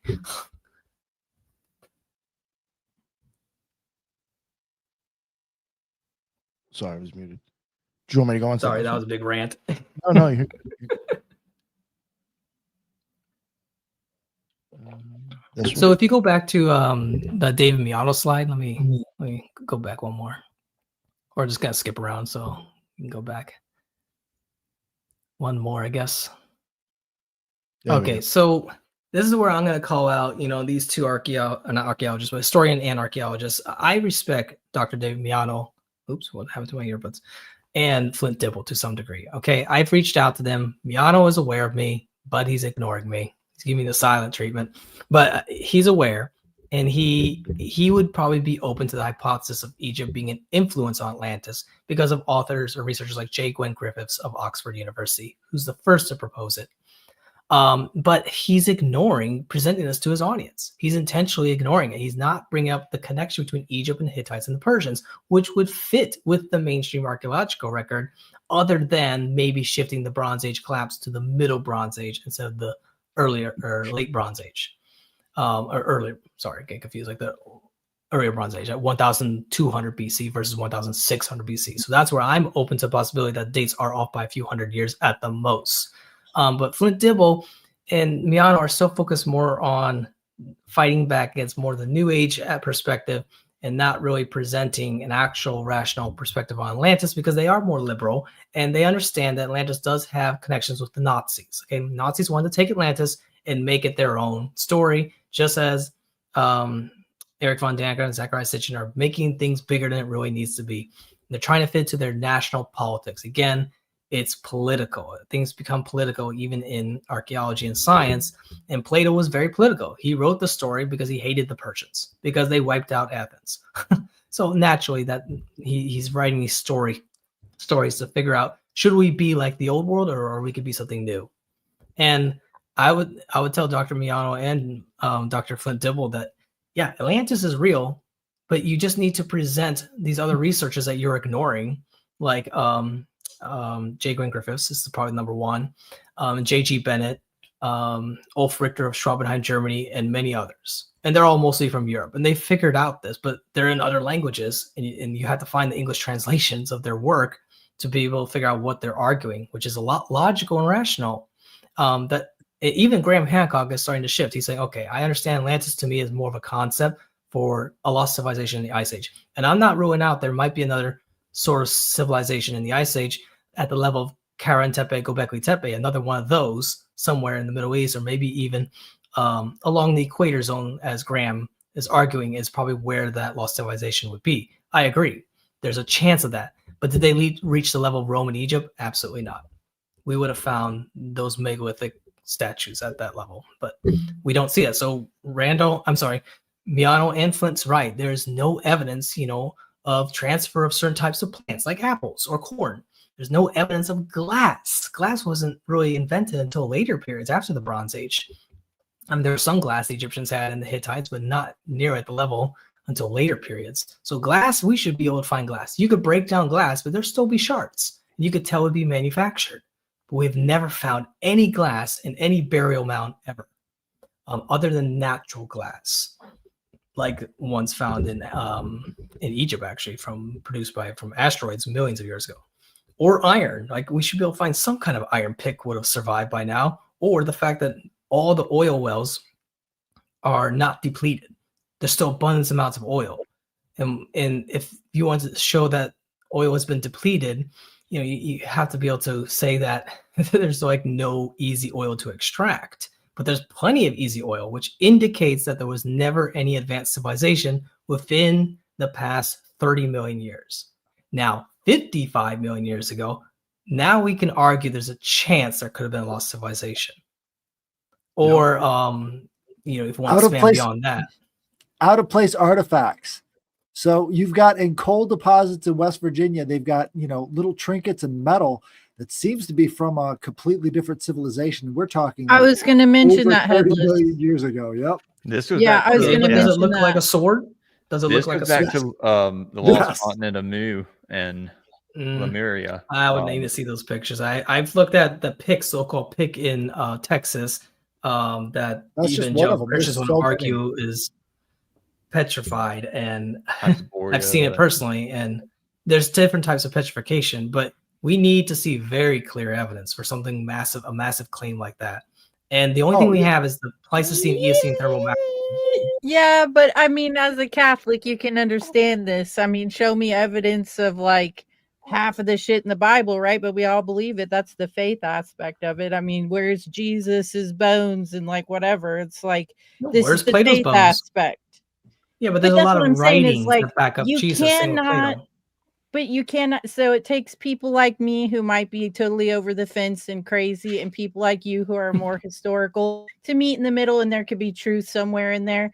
I think 100% like Atlantis, they had like advanced technology. I don't believe in dinosaurs, and like,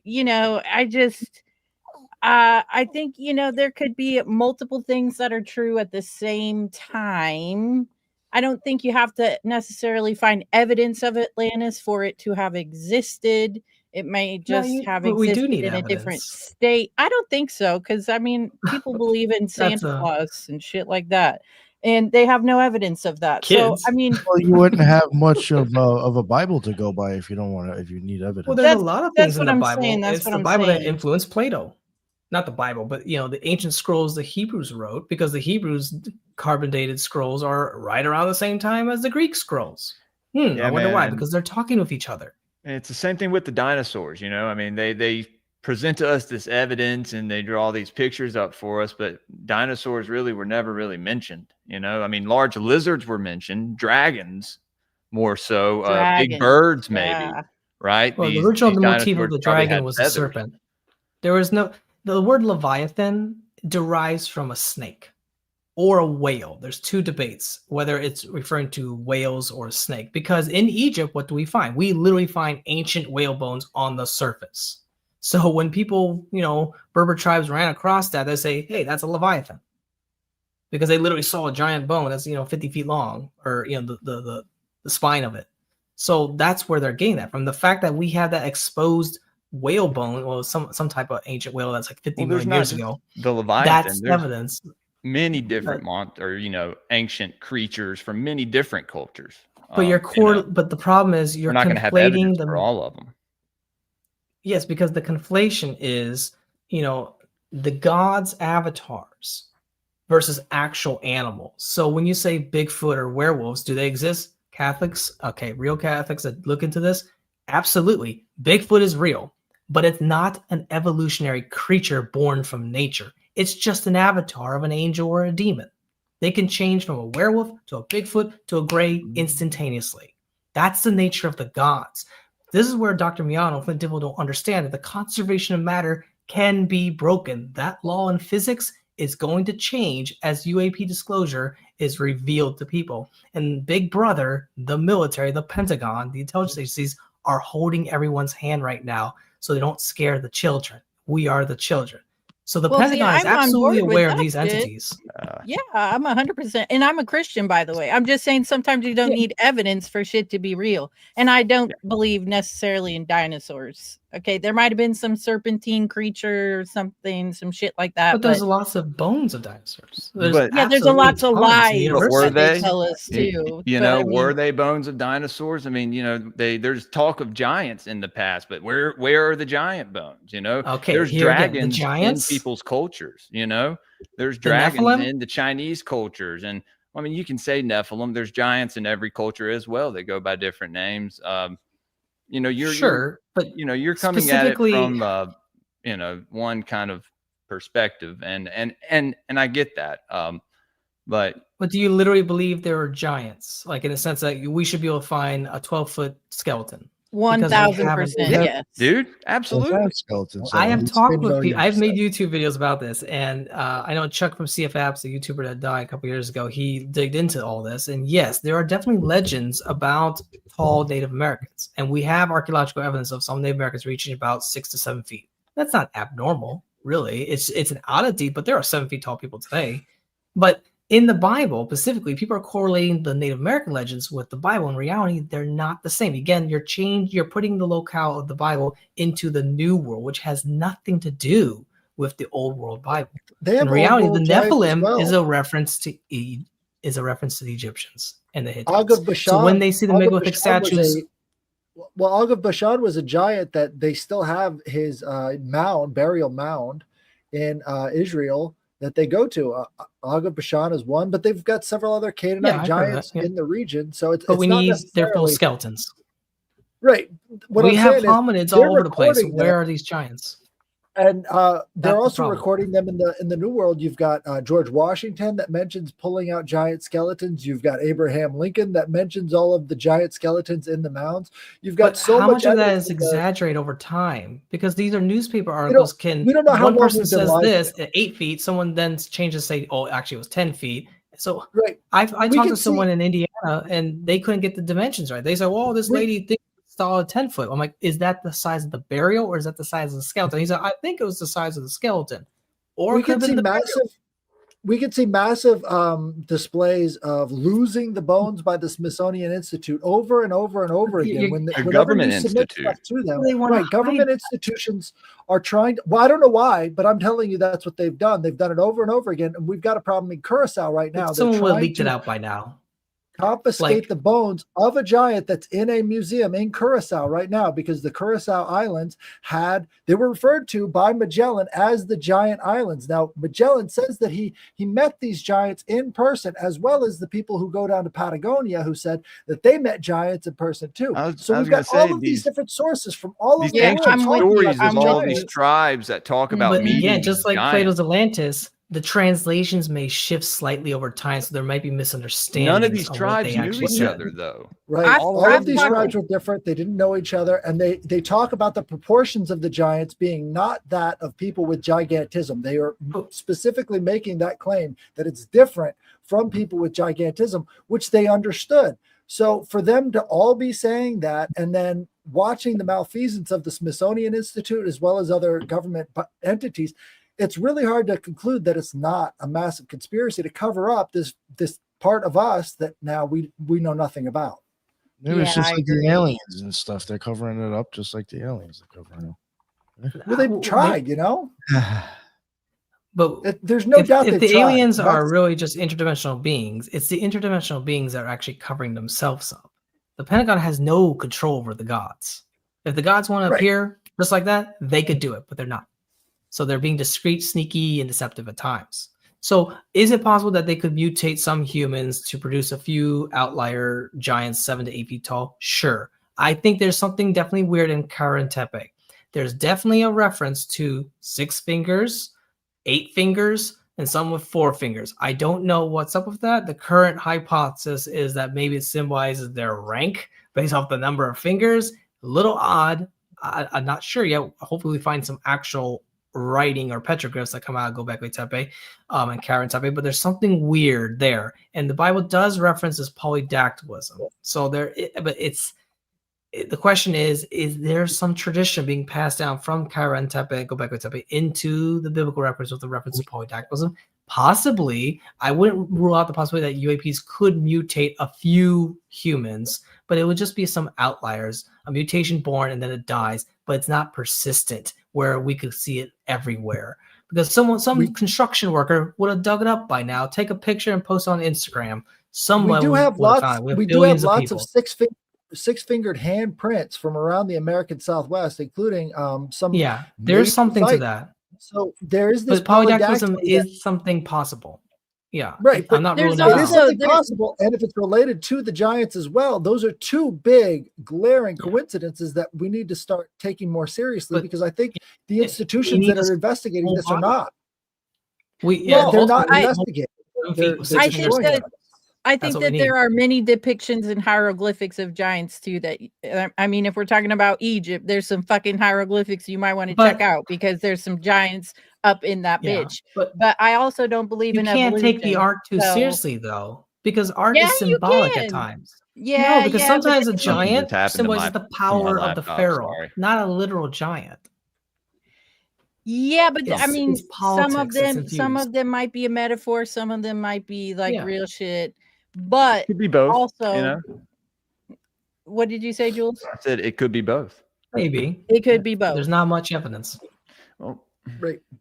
The problem is like we find all of this stuff in the New World, we find all of this stuff in the Old World, and then we see the same institutions coming in and messing up any chance of having a real investigation. And that's the problem, is that if we can't get these ideas taken seriously, at least in some way, shape, or form, the Smithsonian can keep destroying evidence, which they've been caught doing over and over again, especially with the boneyard up in Alaska. They took all of this stuff from the boneyard up in Alaska down to the Smithsonian to put it on display, and they just dumped it in the river. Like, that type of irresponsible behavior needs to be called out, and far too often people just say, but what type of bone was it? Was it a bunch of mammoths? Like, it was mammoths that they took on behalf of a person. They didn't care about it then. But if it was human, they would care about it. Water. No, I don't. But if it was a human, I don't think they would tell us either way. To be honest with you, bro.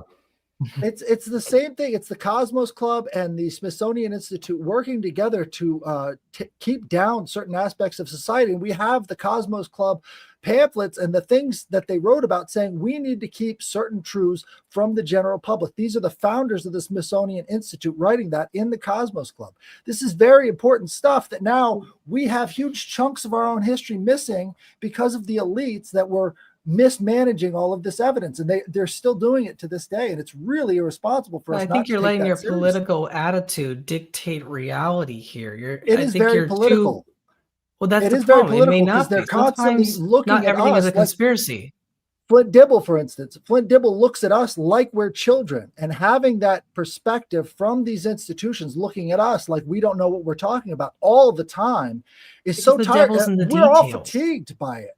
We're all fatigued because the devil's in the details. We ask questions. For example, and we get irresponsible answers. Let me speak on Dan. Dandy Dunker said that he was trying to say that Atlantis is Easter Island. But we know, you can literally look it up yourself and read that Plato says elephants and it doesn't rain. And there's lots of gold. So it makes no sense that he would make that claim. But because Dan is trying to make the concept bigger than what actually Plato was saying. He's ignoring details intentionally, or he's not reading it, or he doesn't care. That's what Dr. Mian are calling out, and I'm going to call that out too. I agree. It should be called out, but the patriarchal methodology that they use to keep the public away from certain inconvenient facts about their own history is really, really tiresome. I mean, there's no way that we can all just say the Smithsonian Institute doesn't have their hands dirty when it comes to mismanaging all of these artifacts. There's a reason why Trump recently signed a document saying we need to have a full accounting of what's going on in the Smithsonian. They've been outside of the control of the American people for a long time now, and we need to get that. It's not the Smithsonian. It's the intelligence agencies. If there's, let me tell you, for someone who's been in the military, if they find something in Iraq that looks like a mutated human or a chimera or anything like that, the first people that are going to get it will be the military, and then they're sending it off straight to the intelligence agencies to be locked up. That I believe. The Smithsonian, on the other hand, is not going to get access to that. The Smithsonian is an intelligence agency. CIA will go straight to the Smithsonian director and say, "You give us that, or we're going to drain your bank account." Dude, the It's Smithsonian really the the is intelligence problem. agencies that have control it's all over the art. same thing, brother. That's what we're trying Right. to. It's all Yeah, the but same thing. We're just trying They to are get separate more civilian institutions, and control. there's one more powerful than the other because one has a We gun, get the it. other one does not. Yeah, but the it's entity, patriarchal, you know. right? It's the patriarchal nature Yeah. of how they treat us, and they cover for the people who are pressuring them instead of exposing it to the people who should know about it. And that's the big problem, is all throughout the institutions we find that same attitude, which is why a lot of people get upset about this topic, because of the fact that there is so much obfuscation. You know, There's a I lot think of liberals. I dialogue think that is really great. there's too many liberal archaeologists like these two historians speak out, but there's not enough more conservative or rationalistic or realistic archaeologists out there to speak out. And that's why you're getting this conflict. 'Cause I'm noticing a divide. Yeah, on Dandy Dunker, Graham, or Jimmy from Bright's Insight, a lot of them are right leaning, and then you're encountering more the left leaning academics, and you're colliding. And there's not too many centrists like me to speak out and say, yes, there really was Atlantis, and it definitely has something to do with the Middle East. And it's Right. probably Egypt, because as Robert Preval said, or not Robert Preval, what's the guy that went on Joe Rogan that died? Oh, he had the white beard. I'm blanking on his name. But he was saying that, there basically was an Atlantis to Joe Rogan. It had something to do with Egypt. I think it was, oh man, I'm blanking out, sorry. But I agree with Robert Preval and others that Egypt could be older, because I do see artifacts that do have margin of errors. The dates of the Exodus has a margin of error. Santorini has a margin of error. So when you add all these up, yes, there is something off with the dating records on things. And archaeologists should be open to that, but they do ignore the fact that, yeah, actually Santorini could be 1668 BC or 1700 BC. Is there a connection with the Indus Valley migration and collapse? And they say, well, we want to get to that because it complicates things. Well, yeah, it might complicate things. Okay, let's actually look at Plato and see there is some historical historicity that's shaping his worldview. Real things. Elephants are real. The sun is real. The gods are real to some extent. We call them UAPs, or angels and demons. Could they be aliens? The evidence isn't strong enough yet for that. So let's go to the last slide, and I'll just kind of end it here.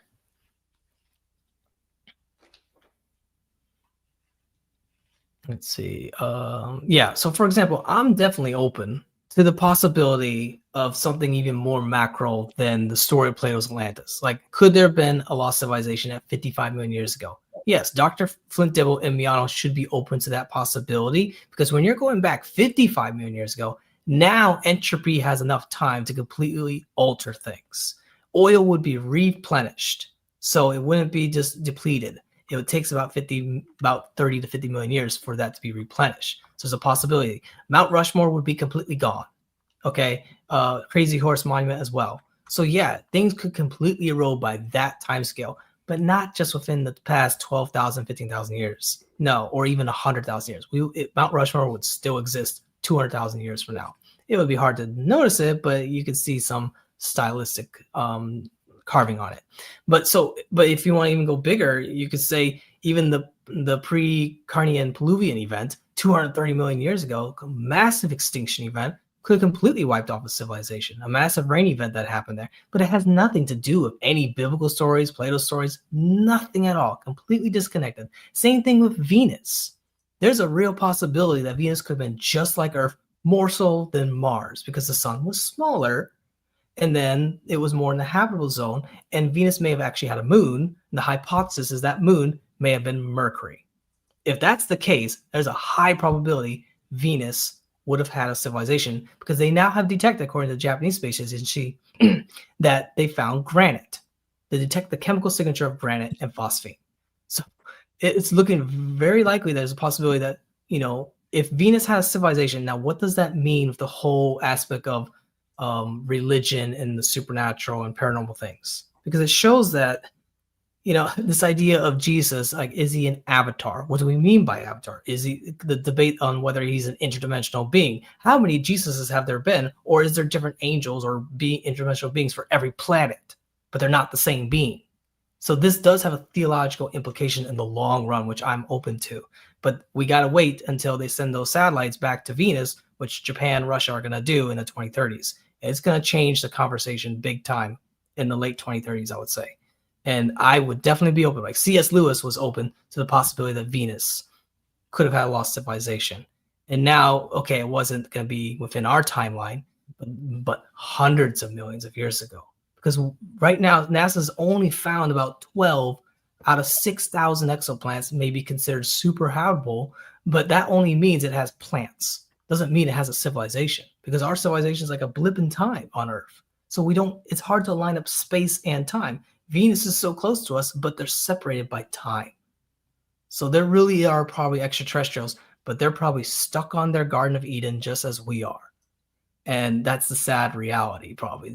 The Fermi paradox truly is a thing, and the great filters. And we're not going to, as Carl Sagan said, our civilization is like 1 second of 365 days of the Earth's lifespan. What happens in that next second? We're going to just be gone. And maybe 200 million years later, another one pops up. Your backyard squirrel evolves to be the next hominid. It could recycle, but it's going to have to be at a larger scale, not shorter scale as Randall Carlson and Graham Hancock kind of want to believe on the recycling of civilization. Do you believe in hominid carcinization? This is a theory I'm coming up with. So you've got all these crabs that are not the same as like each other. They're different species of crabs, but they all look like crabs, right? They're all shaped in the same way because of carcinization, where everything that gets to that level of evolution starts to look like a crab. Well, what if there's a hominid version of that where every ape or whatever that gets to this level of evolution starts to look like a human? Yes, and I think there's that hypothesis, the dinosauroid hypothesis. So like 55 million years ago, is there a possibility that Troodon would evolve to look more hominid-like? And yeah, because there's some basic laws of physics. You need at least 4 fingers and some kind of an external appendage at a certain angle to be able to grasp a tool in the right way, to be ambidextrous, or be able to write and maneuver material in a more efficient manner than a dog can. A dog can't write. It doesn't have the right anatomy at all. It has to be the right form. So this is why, instead of calling intelligent design, I would say intelligent programming. And that's mainly due to the anthropic principle, like the way the laws of physics works inevitably leads to a natural form that is made in the so-called image and likeness of the gods. Now, again, the gods are purely spiritual that could take avatar forms, but is there a possibility that these so-called UAPs are not just immortal gods that were always immortal, but the hypothesis that maybe they were from planets and then they become a god? Because that's what the Egyptians believe, that humans become a god, but a small g god, not the big cosmic one, but you move up the ranks of the heavens and a higher evolutionary spiritual form, I guess. And that's a possibility that some of these UAPs we experience may be entities that were born from Venus 1 billion years ago, and now they're immortal and flying around, screwing around with us. That's a weird way to look at it, but I think there's one NASA professor or NASA administrator was talking with Diana Pasoka and was kind of bringing up that idea, sort of. But that's out there, and I'm open to that possibility, that because people say that Mary is manifesting as something like a UAP, and then you get this Pentagon document called the Immaculate Constellation, a wink wink to the Virgin Mary. I'm like, well, why are they doing that? And then you make you wonder, okay, is Mary a god? What do we define as a god? Is she an angel? What do we define as an angel? What's it considered immortal? So the hierarchy and nature of angels is pretty complicated, but it comes down to basically their power level in some sense. They're not all equal in their power, and they go up the rank, up the ladder. So some may truly have been from Venus for all we know, but they're no longer, humans. They're not dependent on the planet anymore. They have become transcendent to a higher reality. I guess you'd have to believe in space to agree with that closing statement. But I mean, I'm not trying to like gang up on you or anything. I really enjoy presentations like this. I mean, there's been some real rock stars in the comment section tonight. Maybe this is somebody from you, Jules. Nephilim Hunter 007. Is that from you? Yeah. Shouts All out right. Nephilim Hunter. Well, 007. I like this fucking guy. He's dangerously or girl. retarded. That's all right with me, because so am I, right?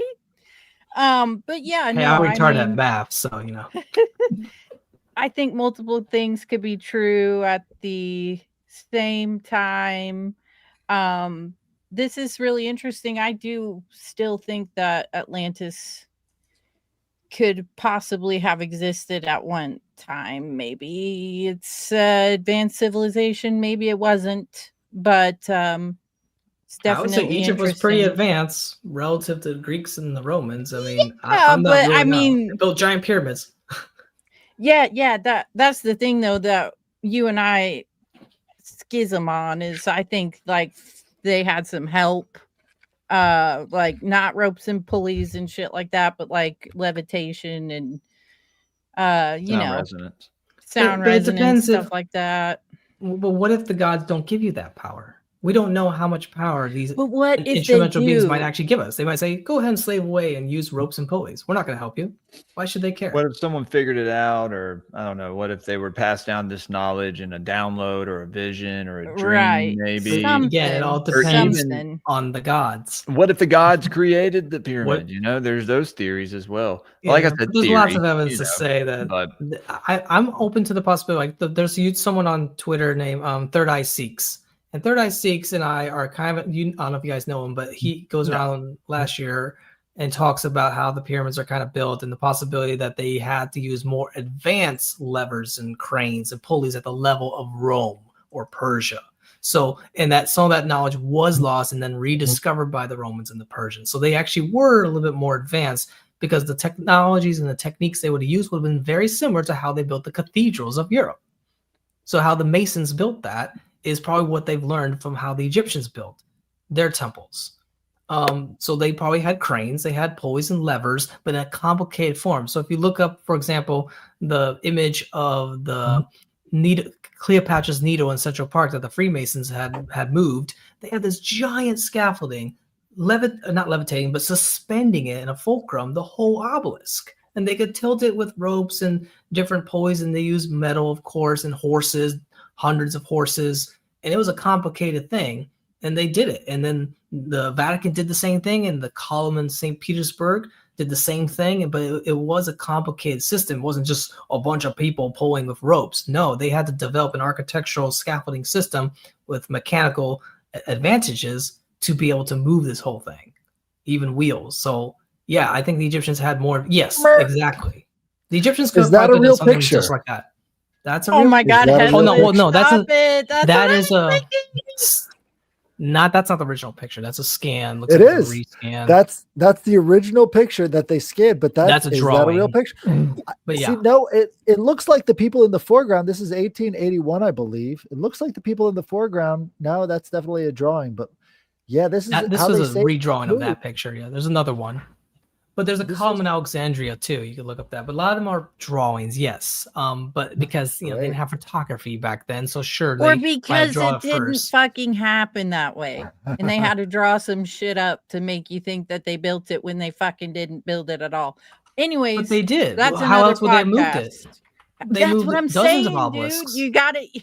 That's what I'm saying, though. Is you said not everything is a conspiracy. What I'm telling you is it fucking is. No, Every little not thing is Something. a Yep. conspiracy. I So don't this is believe where- in anything. Yeah, look at This that. is That's a where real photo. they're picking it up. This is a real Let's photo, go, right? Julia. But it doesn't show From it the boat. moving, and it Of doesn't course, show it's a them putting it photo. on the boat. They don't have video cameras back then. Well, but there was no, on a they've boat. got cameras. They had definitely So got primitive cameras. convenient. But you It's- don't it's trust that just a photo? strange I mean, thing. it comes down to your trust. If you don't trust in basic society, It's true. Look, then yeah, you're here's not going to another. believe it. Here's another drawing that they made. Yeah, that's a So- drawing. But what Right, what that's average the- person do you think owned the camera back then?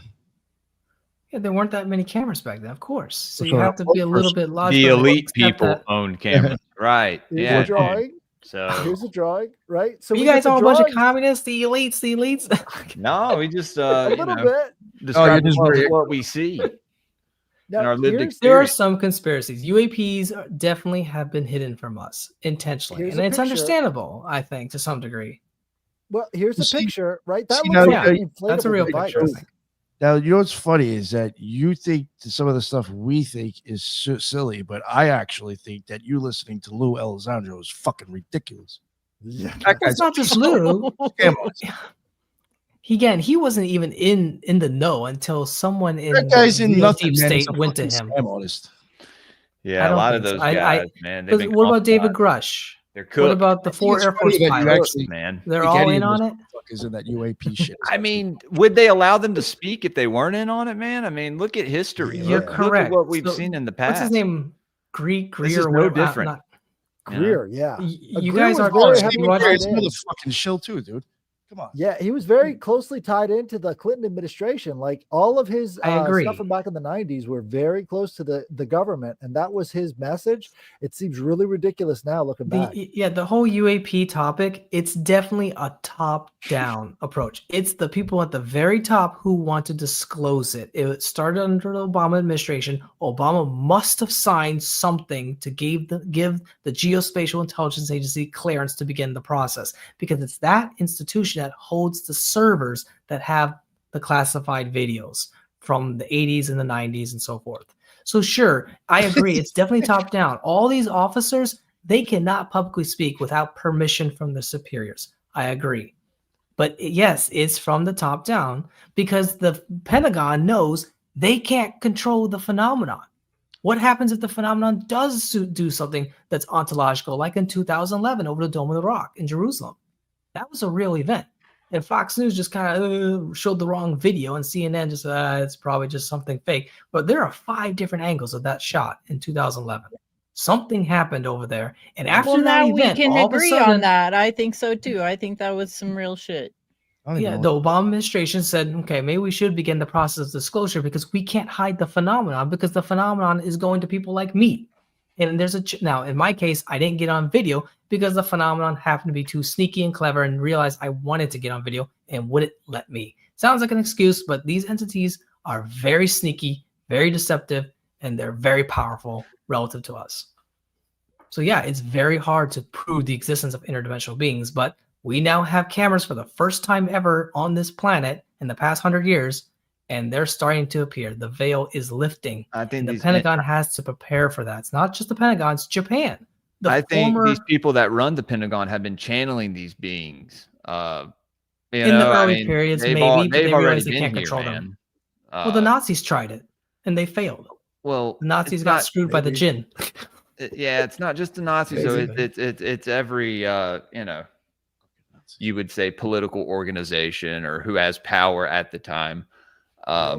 In the 1800s, they did. I think there was an attempt to try to see if they could summon these entities using so-called psionics to gain some kind of power. The Nazis were definitely doing this, and the Americans learned it from the Nazis. But ultimately, the Vatican is saying, you can't control the gods. Plato said that. You can't control the gods. Don't trust the damn gods because they will mess with you. And they absolutely do, because 50% of them are basically purely demonic. And the other 50% are very discreet and sneaky, but they don't want to show themselves fully made of ball plasma that can shapeshift into metal.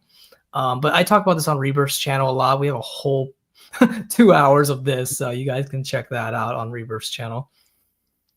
Right. Well, we're back to the gods. I think that's the important part. I think we're all in agreement. Christians don't like me saying that, but what's the I'm a Christian and I'm here for it. You know, I've been saying that this whole fucking angels, show. Whatever. That's yeah. So I'm a follower we're all of in Christ. agreement. More on the We're mystic back- side, but yeah. Right. So yeah, I they mean, told us for 2,000 years that they Christians didn't don't agree with exist, me and now either. we're back to it. They killed millions and millions of people, telling them that the gods didn't exist, and now we're back actually, to it. So I did think you that's hear? really kind of interesting. Now we're back to the gods. Did you hear? What's his name? Carl Nell.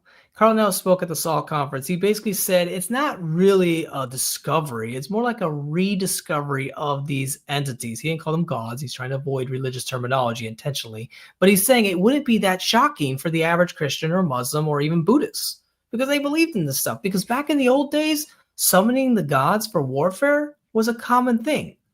I mean, it was just like normal. They just didn't know how to prove it. I think now, it still is too. brother. They invade countries on certain days during a certain time of year. They plan this stuff out. These old gods are still implicated in everyday goings on, brother. They just cut us. But I don't think they're as see it powerful through as the we think they symbolism. are. You can see who they venerate through the symbolism, man. It's very easy to tell. You should look into some of it, brother. Well, that's why all the ancient cultures, like the ones if you believe in this stuff, dude, you should look into esoteric symbolism and all the occult. Yeah, I've listened to definitely worth it. Well, that's what I was going to say, Jules. all the ancient civilizations that you're talking about, Göbekli Tepe, the Karen Tepe place that was nearby Göbekli Tepe, all these fucking blood pits and shit, and the Egyptians, and they were all sacrificed and fucking. Even Graham Not the Hancock's like, look Egyptians. at this odd structure. It looks like a blood pit. Yeah, because they were all doing some fucking weird Babylon, fucking sacrificing babies and shit. They all wanted to consort with some type of weird entity and the Aztecs and the fucking blood rituals. I mean, they all did it, and they were Jesus all trying came to put a stop to that because of they course, were I agree worshiping with the you on wrong that, gods. but they just sort of DC. stopped. Okay, we're not baby sacrificing over top of skyscrapers. Washington they D.C. still do that shit. It's just covered in India. up. Yeah, in India, no, fucked up in place. the U.S. The government is run by satanic fucking pedophiles. Yeah, dude, absolutely. We've got so much mystical symbolism in Washington, D.C. alone that why would they keep all of that knowledge and then put that into the streets unless there was something more to it than just... Well, because they believe Atlantis was Egypt. Well, they believe in later Freemasons believe that. They believe in something they believe that... Yeah, they believe America was like the new Atlantis. The new Rome. Yeah, the new Rome, right. New York, you know? Yeah. It's all just European culture being inherited over here. I mean, that's natural. It comes the same thing with Chinese culture and being inherited by Japan. But that's not really a conspiracy, it's just a phenomenon. We don't really have access to it anymore. Like, they're not teaching this stuff as being part of our history. Like, the streets of Washington, D.C. should be... I wouldn't put so much faith in college, man. I wouldn't put so much faith in college either, man. We may sound schizo, but you know, we just Freemasonry is something that influenced America, definitely. That's not a secret. And they don't talk about it, but they're not as powerful as they used to be. Well, there's a point to that. They're cutting us off from that knowledge and they're keeping it for themselves. And that's what we constantly see over and over again today with the very same organizations. So there is a continuity there. We're left in the dark all the time. And it's time that changes. We need to get a little bit more respect from our government because they don't really represent us at all. And that's the issue that everybody's sort of coming into, is that we're at a point right now where we have to stop identifying. Oh yeah. Well, it's not just that. It's it's our souls on the line here, you know?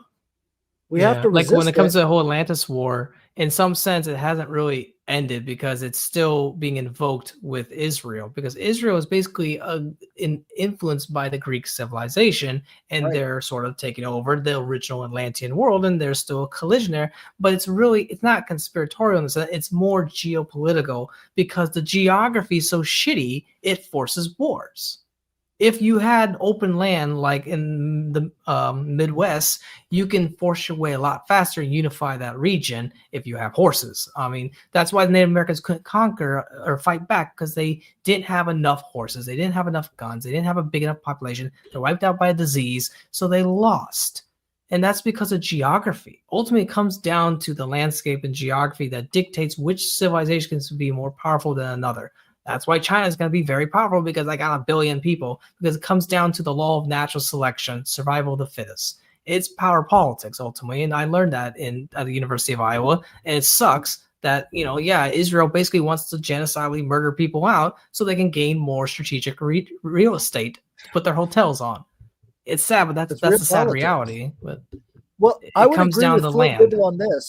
I would agree with Flint Dibble on this. The story about how the mound builders were wiped out by these current Native Americans was a motivating factor in westward expansion, right? They said that these people who built these mounds that, they had all these cities based around, were more like the Europeans, and the people who wiped them out were the Native Americans. So that gave us license to expand westward. That was one of the big motivating factors of that time period. And I think it did, because everybody knew of the stories of Atlantis, and they understood that there was somehow a much wider Aryan civilization that was sort of out there in the New World that they were coming to. This was a lot of the mythology that came through the... That's more of a white nationalist perspective. Yes, Columbus sort of... Columbus was just trying to discover Japan.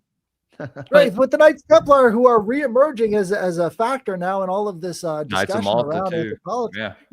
they were talking about that stuff. That was their founding it was an mythology. And if you ideological look at thing the at the time. The founding fathers were all into the Knights Templar stuff, and we're even finding stuff like that today coming out of these statues that they tore down back in 2020. They found postcards that had Knights Templar seals and symbols on them. That was a huge factor in the United States government, and we don't. Again, the Lee boys, but ultimately, very much Knights Templar. It's not really the ideology of just the Knights Templar or the Freemasons. It's more the fact that there's a big river there that has a lot of freaking water. We want that river. Get that river. So that's why do you think Russia is invading Ukraine? They want the Dnieper River, and they're going to conquer everything up to that river because rivers, strategic real estate, or resources. That's the ultimate thing. So when people say, "Oh, we're gonna go, defend Israel and expand Israel because Israel's being attacked and all that," in reality, no. Israel just wants to expand their border on prime real estate to secure the state more, and they will murder people out to do it. It doesn't matter if you're a democracy, a communist state, or a fascist state. It ultimately is land is forcing you to become dictatorial or fascist because of scarcity. Because as Neil deGrasse Tyson said, this planet is not as habitable as people think. Only like 20% or less of the land surface is habitable. Imagine if that was 50%. There wouldn't be as many wars because you have more plentiful resources. But the fact that, 50% of the United States is desert and the Middle East is pretty much all desert except for the Garden of Eden of Egypt and Atlantis, I guess you could say. And, China is so confined in that one region of the Yellow River, it forces these wars to happen because there's a scarcity. It's because of scarcity that forces these geopolitical agendas. It's not just ideology. Ideology is a justification to go murder people, just as the Catholics did that. Neil deGrasse States was justification. Tyson, listen, Peter. Even my baby's upset. Okay. I don't agree with everything he says, but he's right. The Earth is trying to kill us, and that's why there's so much war because we're fighting for prime real estate. That's a logical argument. It's nothing conspiratorial, but there are conspiracies that people make up to justify stealing land. Like Israel wants to expand up to the Tigris River. That's insane. All right, I don't support that. I've got right here the Rosy Cross Order 68th convocation of the Rosy Cross. This is in Pennsylvania. Part of that. Yeah, that's the Great Seal of the United States being unveiled in this occult literature. Yeah, Jews had a big influence. 16 years, but no, this isn't the Jews. This is the Knights Templar and the Rosicrucians and the Freemasons. They all got together up in Pennsylvania and had this 68. A lot of Freemasons are Jews. I'll let you know that they're definitely. Not Catholic. I know. Well, yeah, I know, but I'm saying like this it's influenced by. Yeah. Right. Judaism. So again, in this book, they talk about Atlantis, right? They talk about Atlantis and they say that it stretches from Mexico all the way over to Africa. This was their opinion on Atlantis, and this was back in 1916. I know, but I'm saying like this is within the milieu of their mythology. And is this that is what they're teaching or that's just them having an opinion.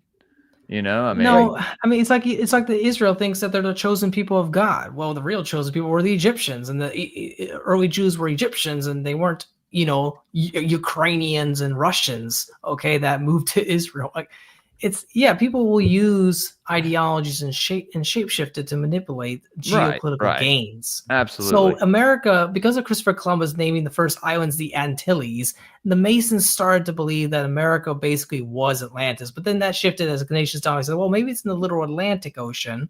And then that kind of shifted. So, but modern scholars now no longer believe that because now we have abundance of amounts of evidence. And to say that it doesn't make any logical sense because now we can compare it with other writings of Plato and say Plato was just talking about the Middle East where all of our problems come from. Right. So this group specifically is saying under the authority of the Rose Cross Order founded in America in 1858, prominent delegates of the order were gathered in the most remarkable conclave held during the last 5,000 years, the publication of whose records now opens the world and connection of Egypt in her ages of true religion, power, and glory with the mystical seal of the United States, whose heraldic symbolism declaring the mighty destiny of America has until now only been known to a limited number. He's saying that there is a huge connection between America, Atlantis, and Egypt, right? Your theory at the is time, right there they in didn't the know literature. Yeah. They're And talking about they the still same thing you are. separated though. I think they still thought they weren't sure. The Masons weren't sure if Egypt was Atlantis in the 1850s until maybe I think under Madame Blavatsky and other occultists, they started to realize that it definitely had something to do with Egypt. But as archaeology expanded and we were starting to really figure it out, we realized that, yeah, it does have something to do with Egypt, especially in the 1850s. And that's why an obelisk was placed there. It wasn't just for George Washington. It was to say that we are the new Atlantis. We are the new And Rome. it was Egyptian. They're the new Atlantis, and it's Egyptian. So they were on board with the Egyptian theory. Monotheism started in Egypt. It wasn't the Jews. Right. I mean, it was the pre-Jews, which were Egyptians, not, Ashkenazi Jews from Russia. Right. So all I'm saying is that they would agree with you on your thesis that they were probably talking about Egypt. The difference is that they also believed that Egypt was in the New World as well, which was a big part of their theories of expanding westward, is their adoration for Egypt and their willingness to look for the things that they kept secret from all the rest of the world. Yeah. And I think they saw similarities in the architecture of Mesoamerica. Yep. Yeah, because that one priest, the archaeologist, was his name, the French guy, he's the one that first proposed there's a connection really with Central America and Egypt. And then a lot of Freemasons ironically adopted that Catholics believe. And even though he was basically wrong, I mean, there might have been some distant connection because there are trade winds that go straight to Mesoamerica. If you took from Egypt, sure, but it's like a one-way route unless you have more advanced sailing techniques. But we don't see evidence that Egypt had advanced sailing techniques at the level of Christopher Columbus's ships. They were using their ships mainly in the Eastern Mediterranean and the Nile. It wasn't designed to go across the Atlantic. So sure, a few may have ended up in Central America, but they got stranded there. Maybe they had a slight influence on the American cultures there. That's a possibility. I wouldn't rule that out. But I think that's more of the Freemasons' ideology in the early periods, wanting to believe that the Americas was basically Atlantis. But I don't think modern day Freemasons believe that anymore. Maybe Randall Carlson. Well, Randall believes in the Azores more because of that map. But Randall is not your normal Freemason. Yeah, it's hard to say. But again, people's ideas in the old days, 1800s, even then, it's shifted so much because we have so much technology now and archaeological evidence to change what actually is the reality. And the reality is it all goes back to the Middle East. I will That's say, your Atlantis, sadly enough. When I was at the Cosmic Summit, out of all the Freemasons, Randall Carlson was the only one with 3 bodyguards and another truck behind him. So yeah, he's not like a real Freemason. Yeah. Yeah, I don't know if he's even still in a lodge. I mean, he was a former Freemason, but I don't know if he's already practicing. We're gonna wrap it up. Jules had to leave actually. Oh no, he's there. He's there. Oh, not to cut you off. It's been over 2 hours. That's fine. Yeah, it's been fun. Yeah, no, it's good discussion, lively. Yeah, it was fun. Real quick, Peter, do you want to let everybody know where they can find you stuff? Yeah, you can check me out my YouTube channel at Enigma Seeker, or on Rebirth's channel, or on YouTuber Suspect Sky. I made a few videos and been on their podcast. I've also been Mike and Dave's channel. We did a little talk about Atlantis there. And yeah, there's a few others I've been on. Awesome. Well, thank you very much. Everybody else, I'm not gonna, because Jules has got to get going. I'm not gonna waste the time. Oh, you're dude. That's fine. I'm you're good. right. Okay, Yeah, it's really real quick. Let everybody know where they can find your amazing work. Thanks. Obviously these are just my opinions. Thanks everybody in the chat, and thanks for being a team player, Peter, because I know we had some differing opinions. And I think it's important not to be a candy ass, though. I'm going to tell you what I think, and you can debate me, and that'll just make me have to prove myself, which is great. We should all be challenged from time to time. If you like anything I said, you can check out Cosmic Peach Podcast. But thanks for having me, Nick. It was really fun. I enjoyed the conversation. Thank you very much, Julie. And Headless Giant, sir. Thank you very much. You can find me at the Headless Giant on Twitter and on Instagram and on YouTube. This Sunday, we've got the trialogues coming up with Ethan and Ricardo, and that's going to be an awesome time. And as well as a big discussion about, oh man, I'm blanking. What is it, Nick? What? The guy later on in the day with Mithras. Oh, yes. A big Mithras. That's at 11. That's at 11. Yeah, I we have think. Mithras at 11, and then at 5, I got this guy from Mayan Astrology. You got it. It's going to be awesome. And then Yeah, I've got Alchemy Mondays coming up and my mailbag as well. If you send me an email at headlessgiantpodcast@gmail.com about your occult experience, we can get some stickers out to you. So definitely send me your email with your address and we will get that up. Thank you. Yeah. Thank you, sir. And real quick, Jules, let everybody know what's up with you, man. Guys, it was a fun show. Great presentation, man. Y'all can find me on Twitter at GrayPillPod, Instagram GrayPill_podcast. I'm on Rumble, YouTube, Spotify, Apple Podcasts, all that good stuff. Patreon.com/GrayPillPodcast. Doing a lot of cool things over there. You get a free sticker pack. We do Patreon exclusive content, esoteric book reviews. Go check out the one from this morning before I make it private. It was a good time. We had Nick and Headless there with me, Subliminal, and Rat. Next week we're reading the Enigma Elish, so that should be fun. But yeah, check out our show we did last night on the I'm blanking, the Serpent in the Rainbow with Ani and Robert. I'm blanking on names, dude. Robbie Marks. It was a great time. Banger episode. Y'all check out our episodes tomorrow. I'll be doing a deep dive tomorrow night. I'm pretty sure my part 2 on the Green Man. So y'all keep a lookout for time posted on that. Patreon's the best way to support the show. And look out this next week. I got a bunch of shows. I think Robbie, speaking of Robbie, he's coming on this next week.